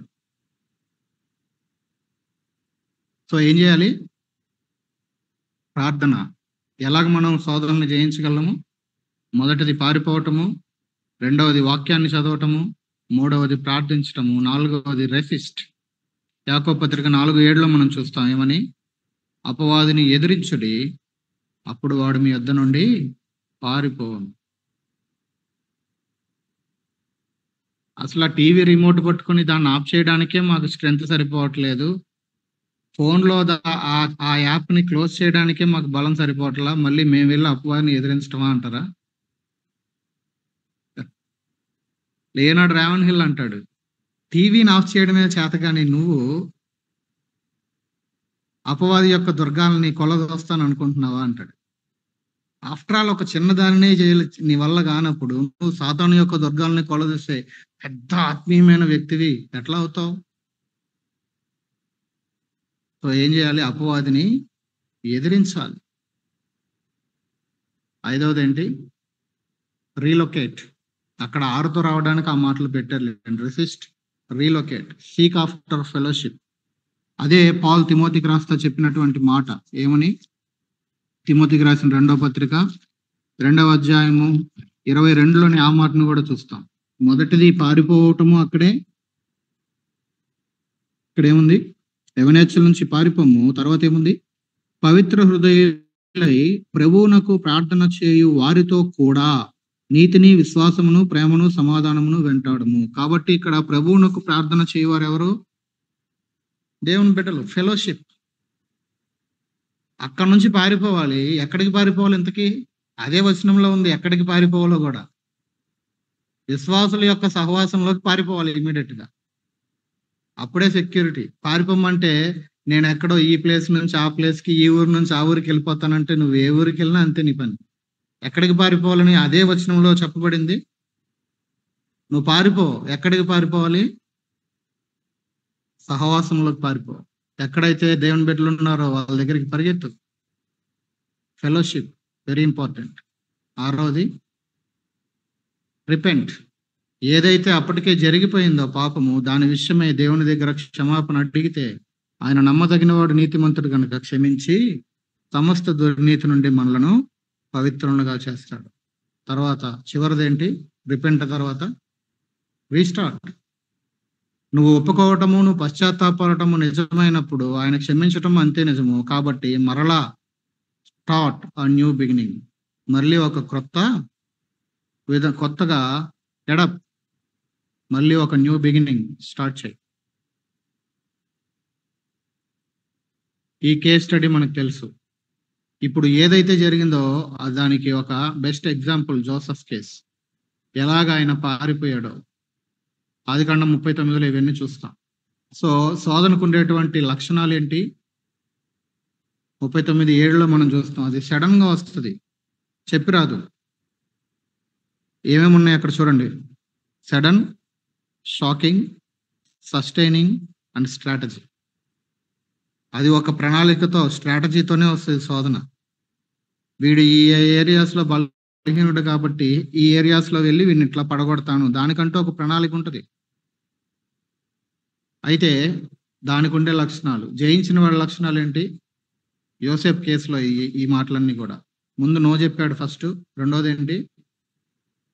ఫెయిత్ఫుల్ గా, నమ్మకంగా ఉన్నాడు, దేవునికి భయపడ్డాడు, ఫాస్ట్ గా రియాక్ట్ అయ్యాడు. తర్వాత దేవునితో సహవాసము చేసిన వాడిగా మనకు కనబడుతున్నాడు. కాబట్టే ఆయన జయించగలిగాడు. మనం నో చెప్పకపోయినా, ఫెయిత్ఫుల్ గా లేకపోయినా, దేవునికి భయపడకపోయినా, ఇమ్మీడియట్ గా మనం స్పందించకపోయినా, దేవునితో సరి అయినటువంటి సహవాసముని కలిగి లేకపోయినా ఈ కేసులో మనం ఓడిపోతాం. ఈ రోజు పాసిబుల్లా? ఆ రోజు అంటే యోసేపుకి సాధ్యమైందిలే అన్నా, మరి మనకు సాధ్యమేనా అంటే సాధ్యమే. బైబిల్ ఏం చెప్తుంది? యోసేపుకి ఇంకా అంత క్లారిటీ లేదు ఆ దినాలలో, కానీ నూతన నిబంధన విశ్వాసులుగా మనకి చాలా స్పష్టంగా తెలుసు. మొదటి యోహాను 4:4 ప్రకారం మనలో ఉన్నవాడు లోకములో ఉన్నవాని కంటే గొప్పవాడు. లోకంలో ఉన్న అందరికంటే, లోకంలో ఉన్న వాని కంటే గొప్పవాడు మనలోనే ఉన్నప్పుడు మనకెందుకు పాసిబుల్ అవుతుంది? తర్వాత హెబ్రీ 4:14, 15, 16 ఏం చూస్తాం? ఆయన అన్ని విషయాల్లో మనవలే శోధింపబడ్డాడు కాబట్టి మనకు ఆ విషయాలన్నిటిలో సహాయం చేయటానికి ఈయన సరిపోయినవాడు. చాలు. ఇంతకీ ఇంతసేపు ఆల్మోస్ట్ 1.5 hours శోధనల గురించి తెలుసుకున్నంత మాత్రం సరిపోదు. తెలుసుకుంటే జయించినట్టు కాదు. అప్లికేషన్ ఏంటి? ఇంతకీ వాటిని ఎదుర్కొని వీటిని మనం అప్లై చేసుకొని ఎప్పుడైతే మనము దానిని ఆచరణలో పెడతామో అప్పుడే మనము ఇది నేర్చుకున్న దానికి ఏమన్నా ఉపయోగం ఉంటుంది. కాబట్టి ప్రార్థన ఏంటి? ప్రభువా మమ్మను శోధనలోనికి ప్రవేశింపక దుష్టుని నుండి, లేకపోతే కీడు నుండి తప్పించు.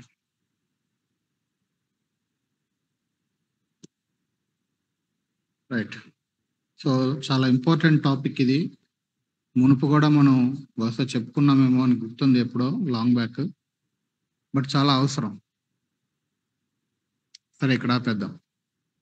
సో అది ఏ విధముగా మొదలయ్యి దాని యొక్క స్టేజెస్ చూసాము, దాని యొక్క డెఫినేషన్ చూసాము. ఏ ఏ కారకాలు శోధనలకి కారకాలు అయ్యే ఛాన్స్ ఉందో చూసాము. శోధనల వల్ల ఏ విధమైనటువంటి అది మేలు కలగటానికే దేవుడు దాన్ని ఎట్లాగా యూస్ చేసుకుంటాడో చూసాము. ఏ విధంగా మనము ఓవర్కమ్ చేయాలి, గెలవాలి అనేది కూడా చూసాం.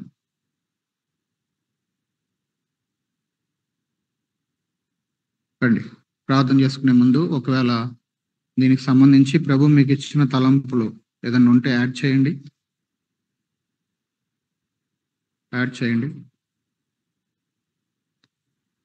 ఒకవేళ ఏదైనా క్లారిఫికేషన్ ఉంటే అడగండి.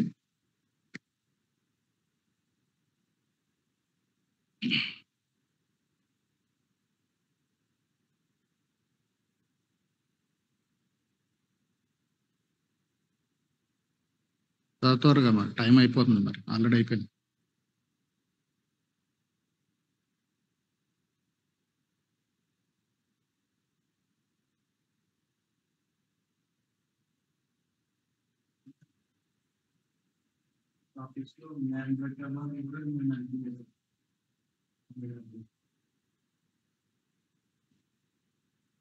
అది కూడా ఒక ఏరియా.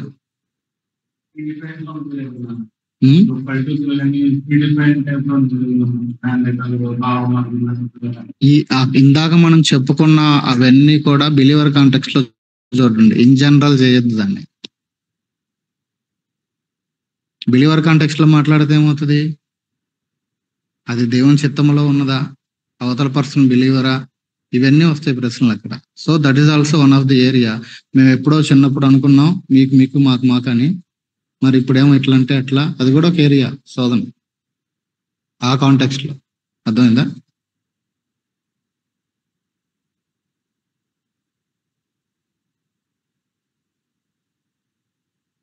ఇంకేమైనా ఉన్నాయండి?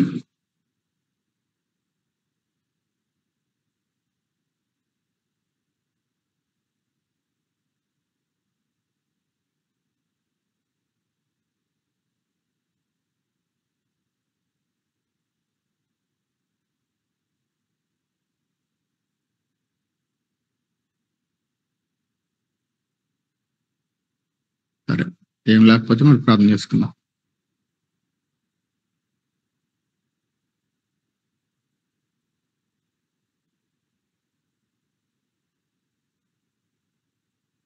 ప్రార్థన చేసుకుందామా?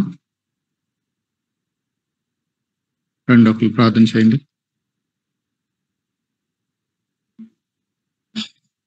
మందిరంలో వాళ్ళు ఒకరు ప్రార్థన చేయండి.